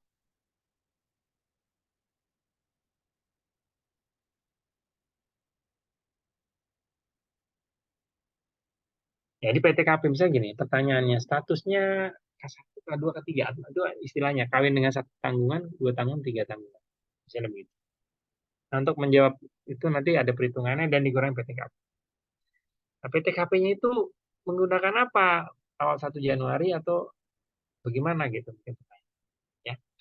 Jadi PTKP itu base-nya adalah pada 1 Januari tahun tersebut.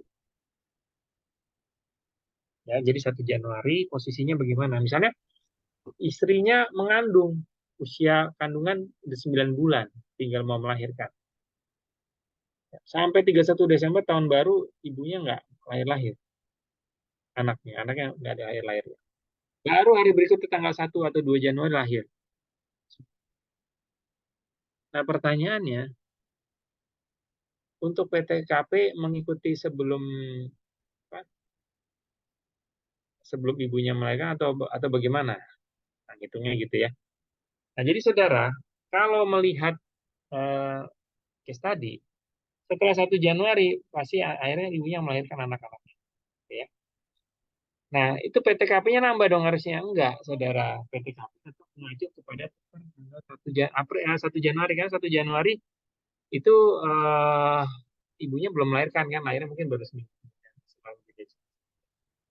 Jadi anak yang lahir itu nanti nggak bisa di-cover sebagai PTKP. Jadi sekali lagi, PTKP ngelihat 1 Januari, posisi seperti apa.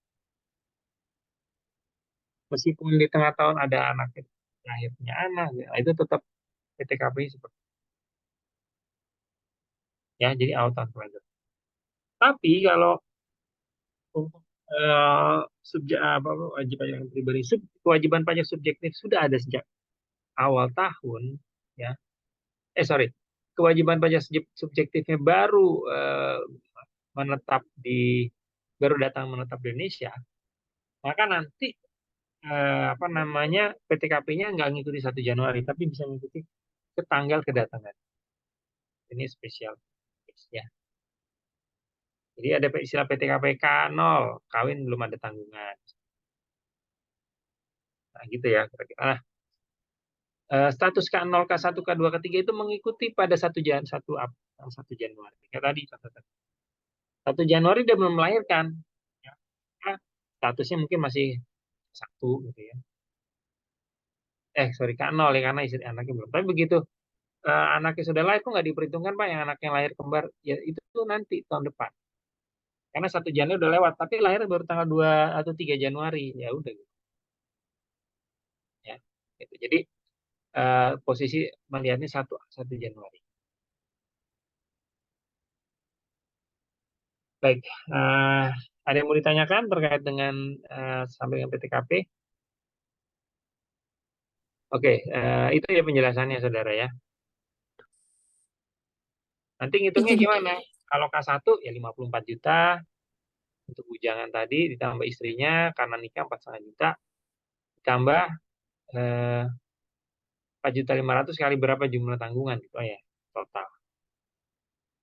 Oke, ada yang mau ditanyakan terkait dengan PTKP atau yang lainnya sebelumnya?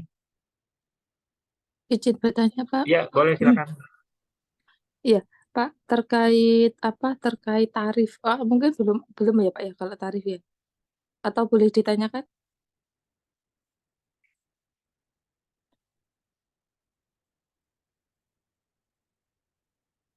Gimana Pak Tommy? Apakah terdengar suaranya? Oke, nanti pertanyaannya bagus, tapi mungkin kita akan Oh, masuk sebentar lagi Bu ya. oh Nah, ya gitu. nggak apa-apa. Atau Nggak gini apa-apa. aja Pak. Mau Eh, ditanyakan eh, nggak apa-apa, nanti saya simpen jawabnya pas lagi. oh ya, mungkin nanti saja nggak apa-apa Pak. Ini ada satu pertanyaan lagi Pak, terkait pemotong. Hmm, Nah, misalkan nih Pak, saya bekerja sebagai karyawan. hmm, Nah, di sisi lain saya juga punya usaha. hmm, Misalkan usaha apa kayak apa angkutan gitu ya Pak ya, hmm. usaha angkutan. Nah, otomatis kan saya juga punya sopir gitu ya Pak ya. Ya. Nah, saya kan di sini sebagai karyawan yang Hmm. dipotong PPh 21 dari perusahaan. Nah, sekiranya kalau apa kayak misalkan sopir, punya sopir gitu dipotong PPh 21, saya berhak memotong PPh 21 atau gimana Pak? Ya, ya, pertanyaannya Terima bagus. kasih Pak.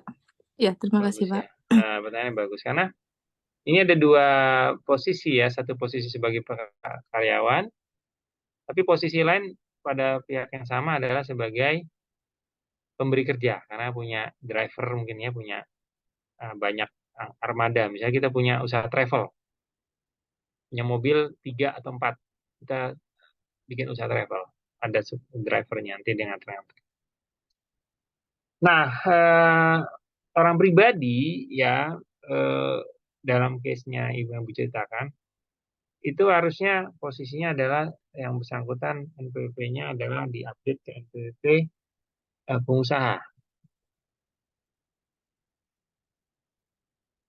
Karena NPWP pengusaha itu status status apa status clue sebagai pengusaha itu levelnya lebih tinggi dibandingkan pegawai. Jadi kalau dalam posisi sama dia adalah pemberi kerja dan pegawai, maka nanti clue-nya cukup salah satunya adalah menggunakan apa namanya sebagai pengusaha.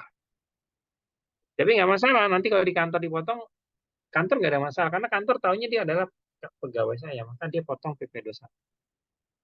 Ya. Nah, itu nanti boleh jadi kredit pajak. Sedangkan yang dia potong dari karyawannya, nah, itu nanti dia store sendiri sebagai kewajiban pemotongan. Itu Bu. Jadi orang yang sama dua sisi, satu dipotong, satu dia juga memotong. Tapi yang bisa dikreditkan di dalam SPT orang pribadi hanya yang dipotong di perusahaan instansi pemerintah tadi ya. Bukan di perusahaan pemerintah dan nggak disebutkan pemberi kerja.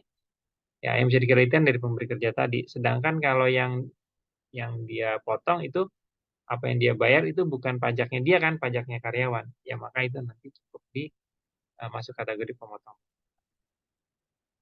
Ya, kalau yang Oke.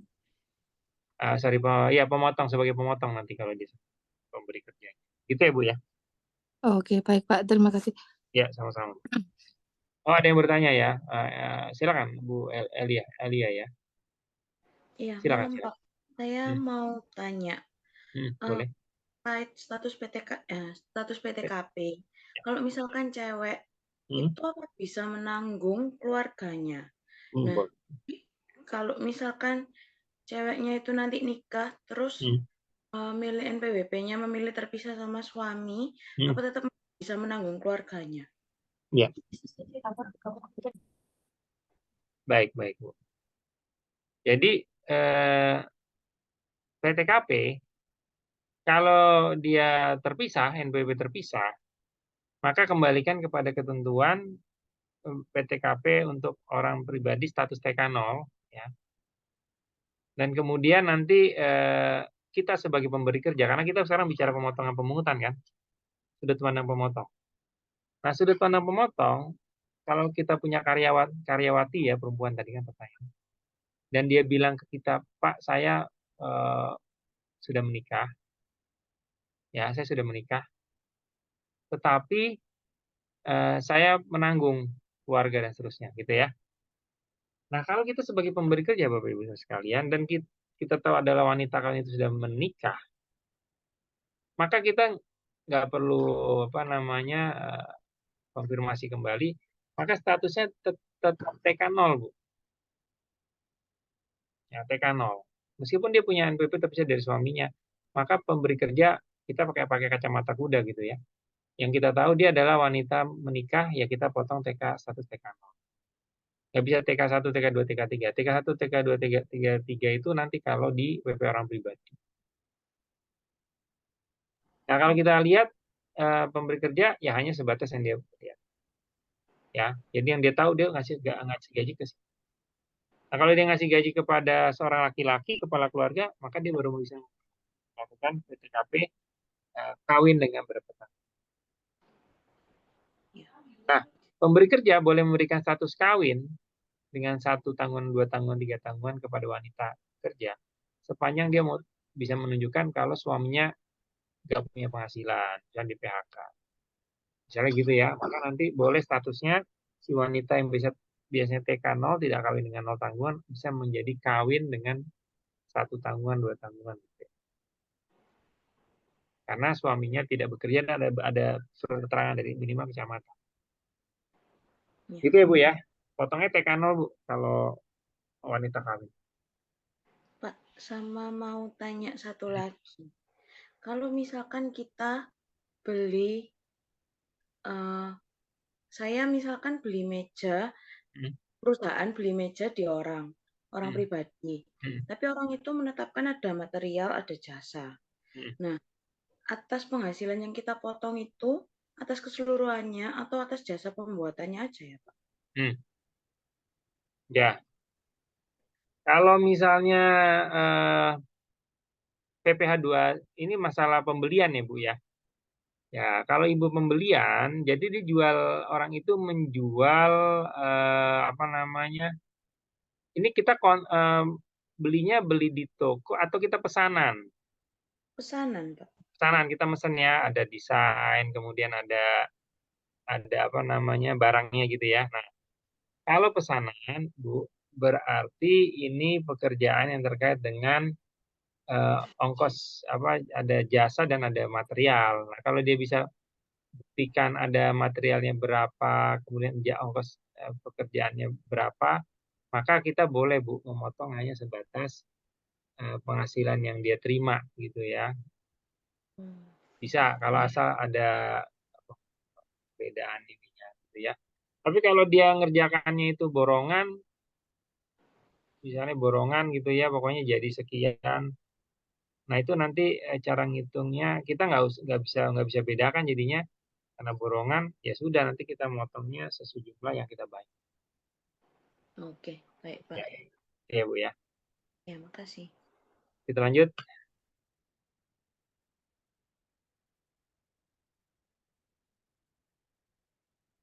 Nah ya, jadi status kawin untuk PTKP untuk karyawati kalau dia nikah itu hanya untuk dirinya sendiri, maksudnya TTK0 tadi saya. Tapi saya kawin NPWP saya terpisah Pak sama suami, sehingga saya nanggung keluarga saya, ada ayah, ibu dan terus. Nah, itu nggak kita nggak jadi concern kita sebagai pemotong ya, pokoknya kalau wanita kawin ya untuk dirinya sendiri. Nah, kalau status kawin maka suami bagaimana? Ternyata suami tidak memperoleh penghasilan, ya sudah nanti boleh status kawin itu wanita bisa menanggung keluarga. Sama seperti laki-laki kan 0 ke 1. Tapi kalau status tidak kawin, maka WP sendiri itu bisa menanggung dan juga sama keluarganya. Jadi kalau yang status tidak kawin malah boleh menanggung dirinya sendiri dan tanggungan yang lainnya. TK 1, TK 2, TK 0, 1, 2, 3. Kalau dia tidak kawin. Tapi kalau kawin malah TK 0 kalau dia wanita kawin. Kawin tapi bisa menunjukkan bukti dan dokumen, ya maka nanti sebagai suami tidak bekerja maksudnya ya, maka nanti statusnya bisa menjadi K1, K2 untuk wanita. Ini ya syaratnya minta ke pemerintah daerah setempat minimal kecamatan. Gitu ya. Tadi semakin mempertegas jawaban yang tadi ditanyakan. Baik, kita lanjut.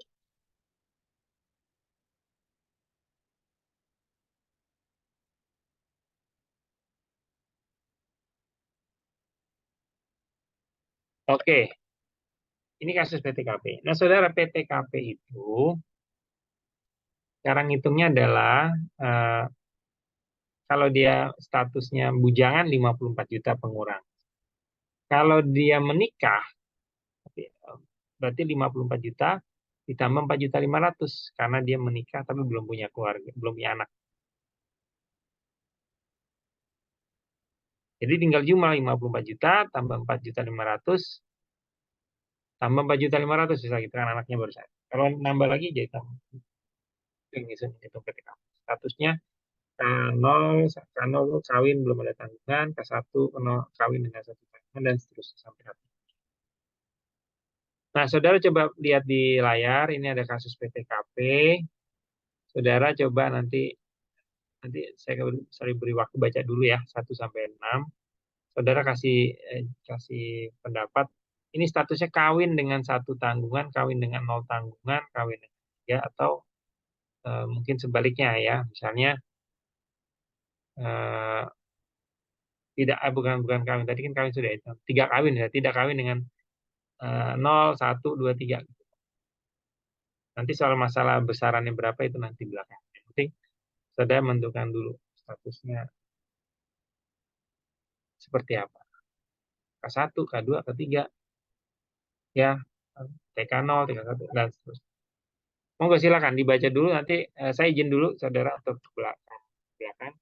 Nanti saya berikan kesempatan baca, nanti kita coba ngobrol lagi menurut saudara statusnya seperti apa. Gitu ya.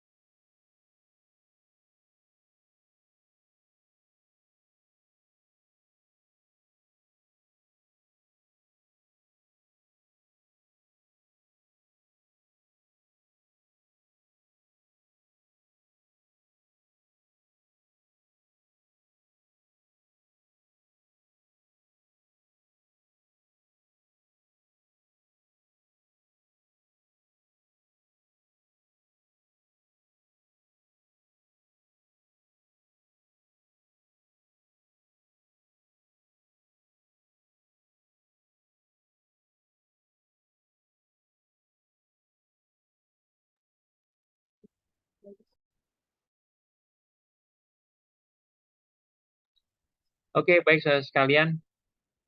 Nah, ini PT Medika Sentosa, sebuah perusahaan kesehatan bekerjakan Bapak Wahono Febrian. Jadi nanti statusnya kita sebagai PT Medika Sentosa ya, karena kita pemotong. Nah, kita memberikan status PTKP-nya seperti apa untuk Pak Wahono dan Ibu Rani.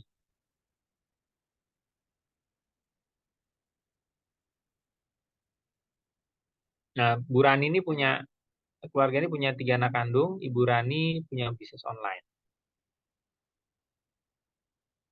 Nah, coba statusnya kita jadi pemotong, kita kasih status apa nih untuk Bu Rani dan Pak Wahono, karena kebetulan kerjanya sama di satu perusahaan.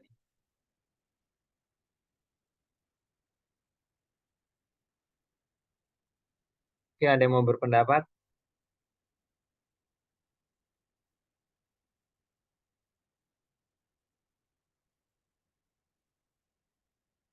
Coba saya lihat. Kita mulai dari man first ya. Mas Rifanggar ya. Rifangga. Mas Rifangga yang saya lihat di depan layar. Menurut Mas Rifangga Ya, gimana? ya Pak. Untuk soal nomor 1, Pak Wahono sebagai kepala keluarga ya Pak, memiliki 3 Ya, anak kandung, berarti dia adalah K3 kalau saya lihat dari sini. K3 ya. Kawin dengan 3 tanggungan. Oke. Kawin Ya. dengan 3 kandungan. Kalau Ibu Rani? Yes. Kalau Ibu Rani karena dia bekerja di tempat yang sama dengan suaminya ya, jadi mungkin TK0 Pak dia. Statusnya wanita kawin gitu aja ya. Ya, masih tidak kawin. Dia punya usaha nggak ngaruh ya Mas ya? Menurut saya nggak ngaruh Pak, karena kan Ya. dilaporkannya jadi satu sama suaminya. Ya, baik. Makasih Mas ya. Ya, Jawaban. sama-sama Pak. Ya. Jadi betul kalau Pak Wahono kepala keluarga. Jadi kita di Indonesia itu family unit itu dipimpin oleh kepala keluarga laki-laki. Maka Pak Wahono Febrianto ini kepala keluarga dan dia yang menanggung untuk anak, istri dan anak. Maka statusnya kawin dengan 3 tanggungan, 3 anak kandung. Sedangkan Ibu Rani meskipun dia seorang pengusaha, dia kan pengusaha ya, bisnis online, gitu. Tapi dia juga karyawan di situ. Maka perusahaan kita melihatnya dari sisi hubungan pekerjaan, jasa dan kegiatan. Tapi kita tidak melihat apakah di luar kantor itu dia punya bisnis sendiri, itu adalah di luar tanggung jawab perusahaan. Di perusahaan hanya melihat status hubungannya karena dia membayar gajinya saja. Dan itu karena dia seorang tenaga kerja wanita yang statusnya kawin jadi TK0. Nah, untuk status bisnisnya sendiri, nah itu nanti dilaporkannya pada saat kita belajar PP orang pribadi. Di PP orang pribadi itu ada penggabungan penghasilan keluarga. Nah, itu baru di situ nanti PTKP-nya bisa sangat berbeda. Ya, tapi untuk hubungan pekerjaan kita sebagai pemotong ya cukup K3 dan TK0. Ya, terima kasih ya. Kemudian nomor 2. Ada yang mau volunteer menjawab? Bapak Andri Brianto, WNI, baru mulai bekerja di perusahaan PT Indoarta pada bulan Maret 2019. Beliau baru memiliki putri pertama pada Februari 2019. Pertanyaannya, Pak Febrianto ini kita kasih status potongan PTKP-nya seperti apa? K1, K2, K3, TK0, TK1, TK2, TK3 atau gimana? Untuk nomor 2, mungkin ada yang mau berpendapat?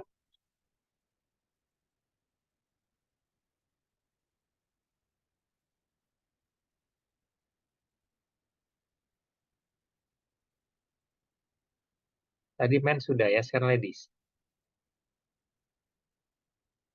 Coba Nabila Syakira, tapi belum kan ya Mbak Nabila. Mbak Nabila punya pendapat statusnya gitu.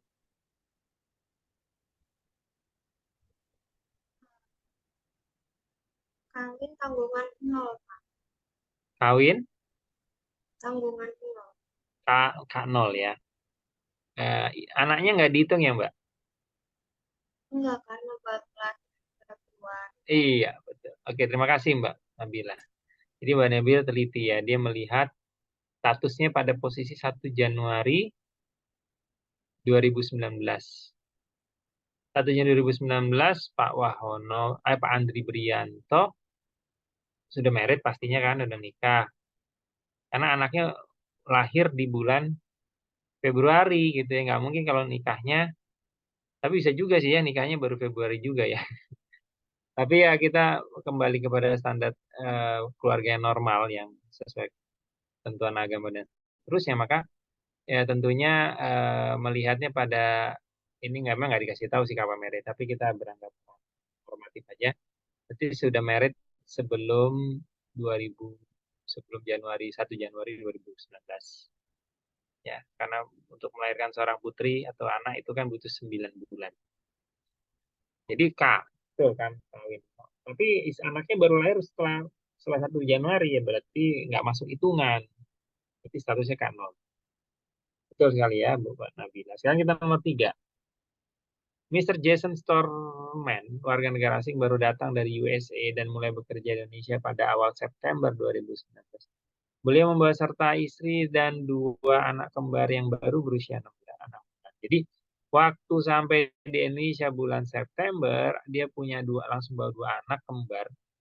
Usianya 6 bulan pada saat itu. Berarti kalau 6 bulan kita tracing ke belakang, 6 bulan sebelum September ya berarti Maret. Mungkin sekitar bulan Maret. Kedua anaknya. Tapi nunggu dulu agak besar baru terbang ke Indonesia untuk bekerja di Indonesia. Nah pertanyaannya karena ini dia mau bekerja, berarti dia berhubungan jadi subjek pajak dalam negeri karena berniat kerja di Indonesia. Nah pertanyaannya status PPKP-nya seperti apa untuk Mr. Jason Storm? Saudara sebagai pemberi kerjanya, kasih status apa nih ya? Kira-kira gitu pertanyaannya ya.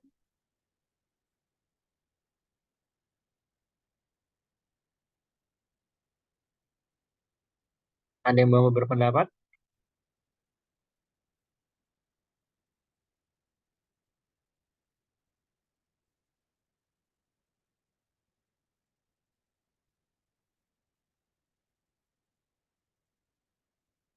Coba Mbak, kebanyakan perempuan soalnya, jadinya laki-lakinya nggak banyak. Sedikit aja cuman. Jadi kita coba minta bantuan Mbak Saprila ya. Mbak Saprila mungkin punya pendapat?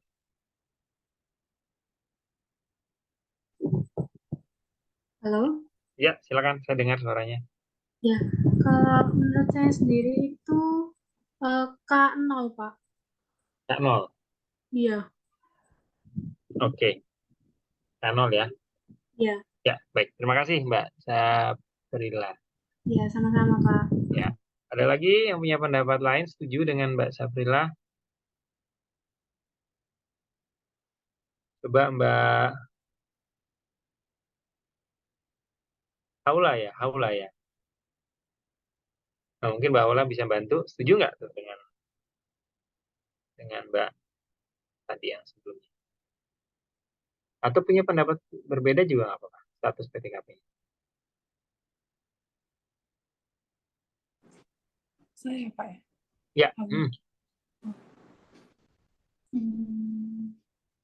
Agak bingung sih. Mungkin sama kali ya Pak, karena masih 6 bulan anaknya. Jadi statusnya K0? Atau K2 atau gimana? K0 kali ya. Menurut saya. Saya kurang dengar ya suaranya. K0 Pak. K0. Oke, berarti sama dong ya sama yang sebelumnya. Ya. Oke, terima kasih ya. Ada dua jawaban yang sama, K0. Oke. Ya, saudara sekalian, terima kasih atas jawabannya. Jadi kalau melihat 1 Januari 2019, ya rasanya anaknya memang belum lahir. Ya, karena anaknya baru lahir 6 bulan sebelum September, berarti sekitar bulan Maret. Tapi istrinya sudah menikah sebelumnya, berarti kawin waktu itu dengan saudara, untuk case seperti ini mungkin perlu kita ini ya, karena ada beda sedikit. Kalau Jason Storman dia ada lagi nih, untuk wajib pajak orang pribadi Jadi status apa namanya? Posisi PTKP-nya itu melihat kondisi per 1 Januari 2019 untuk wajib pajak orang pribadi yang kewajiban pajak subjektifnya sudah ada sejak awal tahun. Nah, seperti contoh Pak Menteri Brianto, itu kewajiban pajak subjektifnya sudah ada sejak awal tahun. Tapi kalau Mr. Jason Storman, itu 1 Januari kewajiban pajak subjektif belum ada sebagai subjek pajak dalam negeri. Karena sebelumnya itu sebagai subjek pajak luar negeri kan, berada di Amerika. Nah, untuk wajib pajak orang pribadi yang subjek pajak kewajiban subjektifnya sebagai subjek pajak dalam negeri baru ada setelah 1 Januari, karena dia baru masuk bulan September, berarti dia menjadi subjek pajak dalam negeri baru 1 September. Maka perhitungan PTKP-nya tidak dimulai dari 1 Januari, tapi dinilai sejak dia datang di Indonesia, awal bulan kedatangan. Dia datang bulan September, kita lihat posisi 1 Septembernya. Nah, ketika bulan 1 September kita lihat, oh berarti dia bawa kawin dengan 2 anak. Ya udah berarti statusnya K2. Gitu ya. Jadi kalau untuk orang pribadi yang kewajiban subjektifnya sebagai subjek pajak dalam negeri itu belum ada di 1 Januari, maka melihatnya adalah per awal bulan kedatangan. Nah, itu tadi ada sebenarnya di dalam kotak penjelasan. Nah, kalau yang sebelumnya Pak Andri Brianto, dia orang WNI kan, udah lahir besar di Indonesia ya, berarti sejak 1 Januari 2019 udah jadi WNI, udah jadi subjek pajak dalam negeri. Karena subjek pajak dalam negeri itu kan orang pribadi yang bertempat tinggal di Indonesia ya. Anak bayi baru lahir itu subjek pajak dalam negeri.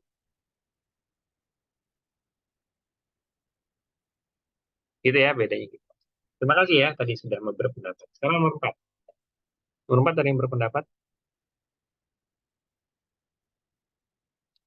Andini, seorang karyawati yang baru berduka karena suami meninggal di pertengahan tahun 2019. Saat ini bersangkutan menanggung biaya hidup anak semata wayangnya dan ibu mertua yang sudah tidak berpenghasilan lagi. Nah, saudara sebagai pemberi kerja,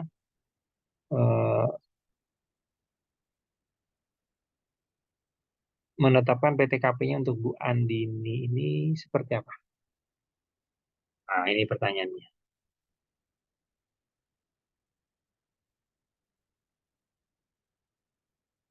Ada yang mau berpendapat, silakan resen atau mau langsung bicara juga boleh. Nggak perlu saya tunjuk langsung juga nggak apa-apa ya, silakan aja.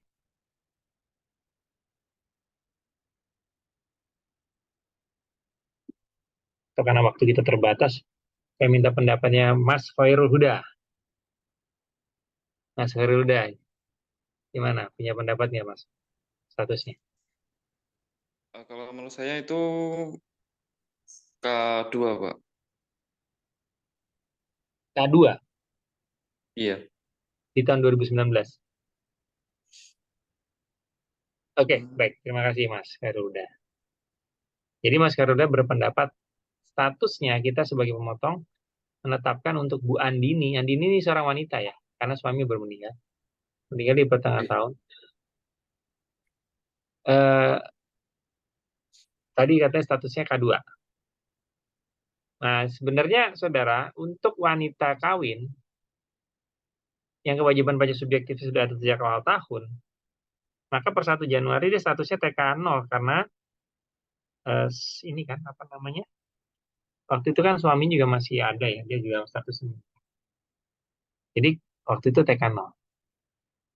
Nah, kita sebagai pemberi kerja harus menetapkan TK0 sampai akhir tahun. Jadi nggak diubah di tengah tahun. Ya, nah nanti 1 Januari 2020 baru nanti laporkan ke kantor atau sebelumnya karena informasi kematian itu. Dan Bu Andini menanggung. Maka statusnya nanti bukan K0 lagi atau K1, K2, tapi TK1, TK2, TK3. Nah kalau ini dia menanggung anaknya berapa orang sih? Semata wayang. Oh 1 ya. Sama ibu mertuanya karena hubungan semenda, tidak punya penghasilan juga ditanggung. Maka TK2 tidak kawin dengan 2 tanggungan. Itu pun baru awal 2020. baru bisa tahun 2020 karena tahun 2019 statusnya masih TK. Ya, terima kasih ya Mas. Ya benar, ini sudah ada jawaban dari Bu Erna. Ya, ini TK0 jawabannya ya. Oke. Sama berarti ya. Kemudian nomor 5, PT Solid kokoh meminta bantuan Pak Irwan menikah tanpa tanggungan, seorang ahli teknik ternama untuk memberikan advice sistem listrikan di pabriknya dan diberikan honor atas jasa profesional tersebut.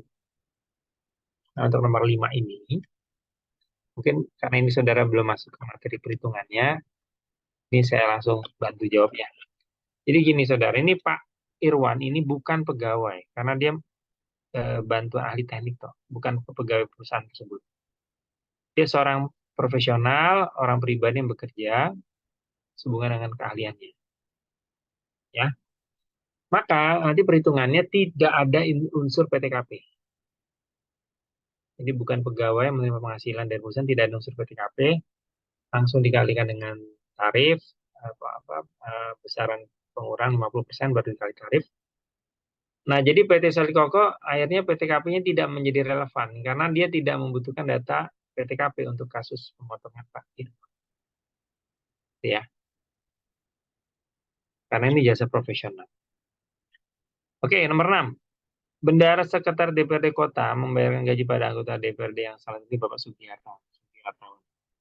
Ya, yang punya dua istri dan kemudian anak kandungnya masing-masing 2 orang dari masing-masing istri pertama dan kedua. Nah, pertanyaannya untuk case ini si Sekretariat DPRD Kota bingung nih. Dia mau potong status apa gitu ya. Kira-kira menurut saudara statusnya apa ya untuk nomor 6? Silakan, ada yang punya pendapat? Kalau ini pendapatnya saya serahkan kepada bapak-bapak dulu ini ya. Ya, kalau ibu-ibu pasti bisa statusnya bisa ini. Udah ada yang jawab. K3. K3. Wah, ada K1 juga. K3. Oke. Baik, terima kasih yang sudah menjawab. Ada K3, rata-rata jawabnya K3. Betul ya. Jadi status itu K itu hanya 1 saja. Ya. Tidak ada K kuadrat ya. Jadi cuma ada K saja. Tapi kalau tanggungan bisa 1, 2, 3. Nah, kalau yang ditanggung itu adalah istri ya, hubungan perkawinan. Kemudian cuma 1 aja yang bisa tanggung. Kemudian anak kandung, anak angkat. Nah, anak kandung ini sepanjang itu menjadi anak kandung dari Pak Sugihartawan, baik berasal dari perkawinan yang pertama, kedua, atau dari yang pertama, kedua, itu nggak ada masalah. Sepanjang dia anaknya beliau, maka statusnya bisa maksimal 3. Meskipun anaknya 4 ya, 2 kan, nah, tapi maksimal cuma bisa 3. Jadi statusnya K3, tidak K kuadrat 3, jangan salah. Oke. Baik, terima kasih yang jawab rata-rata. Saya lihat kok benar ya. Baik, ini status soal PTKP, saudara. Saya kira semua jawabannya baik-baik semua. Ada yang belum tepat, tapi sudah get the point. Nah, ini sudah masuk ke tarif.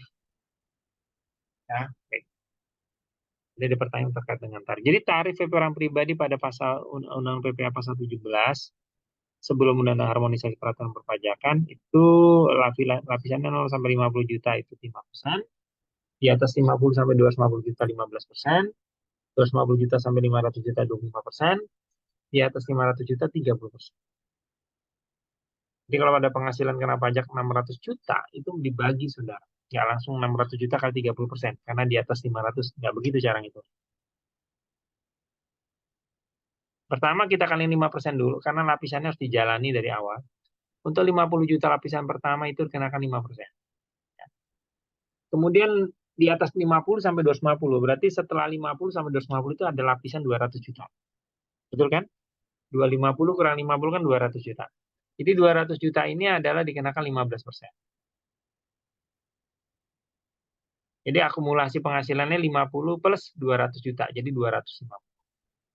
Kan kita dapatnya 600, masih ada lebih. Berarti di atas 250 sampai 500. Berarti ada satu selisih lapisan antara 500 dengan 250 juta, itu 250 juta rupiah. Itu kena 25%. Maka di sini dikatakan tuliskan 25% kali 250. Nah, ini sudah berapa totalnya? 50 ya. 50 tambah 200 tambah 250, ini sudah 500 juta. Padahal kita punya PKP 600. Sisa 100 jutanya gimana? Sisa 100 jutanya itu kena yang lapisan 30%. Nah, setelah dikalikan ketemu ini totalnya 125 juta. Jadi jangan langsung, oh di atas 600 juta kali 30%. Berarti 600 kali 30%. Jadinya berapa? 180 juta. Wah, jangan salah. Rugi malah aja bayar terlalu banyak. Itu cara ngitung. Oke. Nah, kemudian kita lanjut. Nah, tahun 2002, tahun penggunaan HPP tahun 2000, berlaku 2022 itu ya. Itu lapisannya ya cara ngitungnya sama, cuman ada perubahan lapisan pertama sampai dengan 50, di sini sampai 6. Itu tarif 55%. Tapi yang berikutnya di level kedua jadi dari atas lebih dari 60 sampai 250. Kemudian selebihnya sama sampai lapisan keempat 30%. Oh sorry, dibatasi kalau ini. Jadi di atas yang lapisan 4 itu antara 500 sampai 5 miliar. Jadi 4,5 miliar itu kena 30%. Nah, di atasnya, di atas 5 miliar, kelebihannya itu kena 35%. Jadi naik 5% sekarang. Untuk PPh-nya. Ya. Oke, sekarang dia ada seorang orang kaya nih ya, dapat penghasilan kena pajak 6 miliar. Makanya ngitungnya 5% pertama kali 60 juta, 15% keduanya kali 190. Kenapa 190? Karena kan sampai dengan 250. Ya kan 60 tambah 190 ini kan 250. Terus ke bawah ngitungnya sama dengan yang tadi ya. Untuk lapisan keempat itu 500 sampai 5 miliar, berarti ada selisih 4,5 miliar ini. Kali 30%, ternyata ini masih belum sampai 6 miliar. Ya maka yang sisanya yang 1 miliar ini kena tarif 30%. Jadi totalnya 1 miliar 794 juta rupiah. Ini untuk penghasilan kena pajak 6 miliar. Itu ya cara ngitungnya. Oke. Ya baik. Saudara sekalian, sementara ini dulu. Atau tadi ada pertanyaan dari Ibu, yang Ibu tadi sebelum saya akhiri, yang terkait dengan tarif. Mungkin ada ditanyakan sebelum saya tutup. Ya, izin Pak. Ya. Untuk tarif PPh karyawan. Untuk PPh yang gaji sama untuk bonus itu apakah beda ya Pak ya? Oh, tarif. Iya. Terima kasih. Bonus ya. Baik. Jadi bonus dan gaji itu sama-sama penghasilan yang diterima oleh si karyawan tadi, dan itu objek. Ya, objek. Cuman yang perlu diperhatikan, gaji itu kan penghasilan sifatnya teratur. Dan bonus sifatnya adalah tidak teratur. Nah, nanti cara berhitung PPh 21-nya yang gaji tadi harus dibikin setahun, sedangkan yang sifatnya diberikan tahunan nggak usah disetahunkan. Nah, tapi keduanya dijumlahkan nanti menjadi satu penghasilan. Nah, pengenaan tarifnya tetap, Bu. Tarifnya setelah digabungkan penghasilan itu tetap mengacu kepada poin yang ada di ini ya, di layar. Seberapa besar dapatnya gitu ya. Kalau di total besar ya nanti otomatis tarifnya progresif, maka makin besar. Tapi keduanya sama-sama, Bu, menjadi objek yang dihitung. Dengan setelah dihitung di total ya perkaliannya kembali sama, semuanya nanti bermuaranya ke tarif yang berlaku. Itu ya Bu ya jawabannya. Baik Pak, terima kasih banyak. Nanti ada contoh soalnya terkait dengan bonus. Baik, sementara itu dulu ya saudara ya untuk malam hari ini. Terima kasih atas kita berhenti dulu di perhitungan tarif, tapi kita lanjut lagi pada Jumat besok ya. Lusa Jumat. Saya kira demikian. Mohon maaf jika ada menyampaikan kurang berkenan. Semoga semuanya sehat, kita semua sehat, diberikan kekuatan Allah Subhanahu wa taala. Selamat beristirahat ya semuanya. Terima kasih. Assalamualaikum warahmatullahi wabarakatuh. kembali ke Pak Sosiul. Silakan Mas.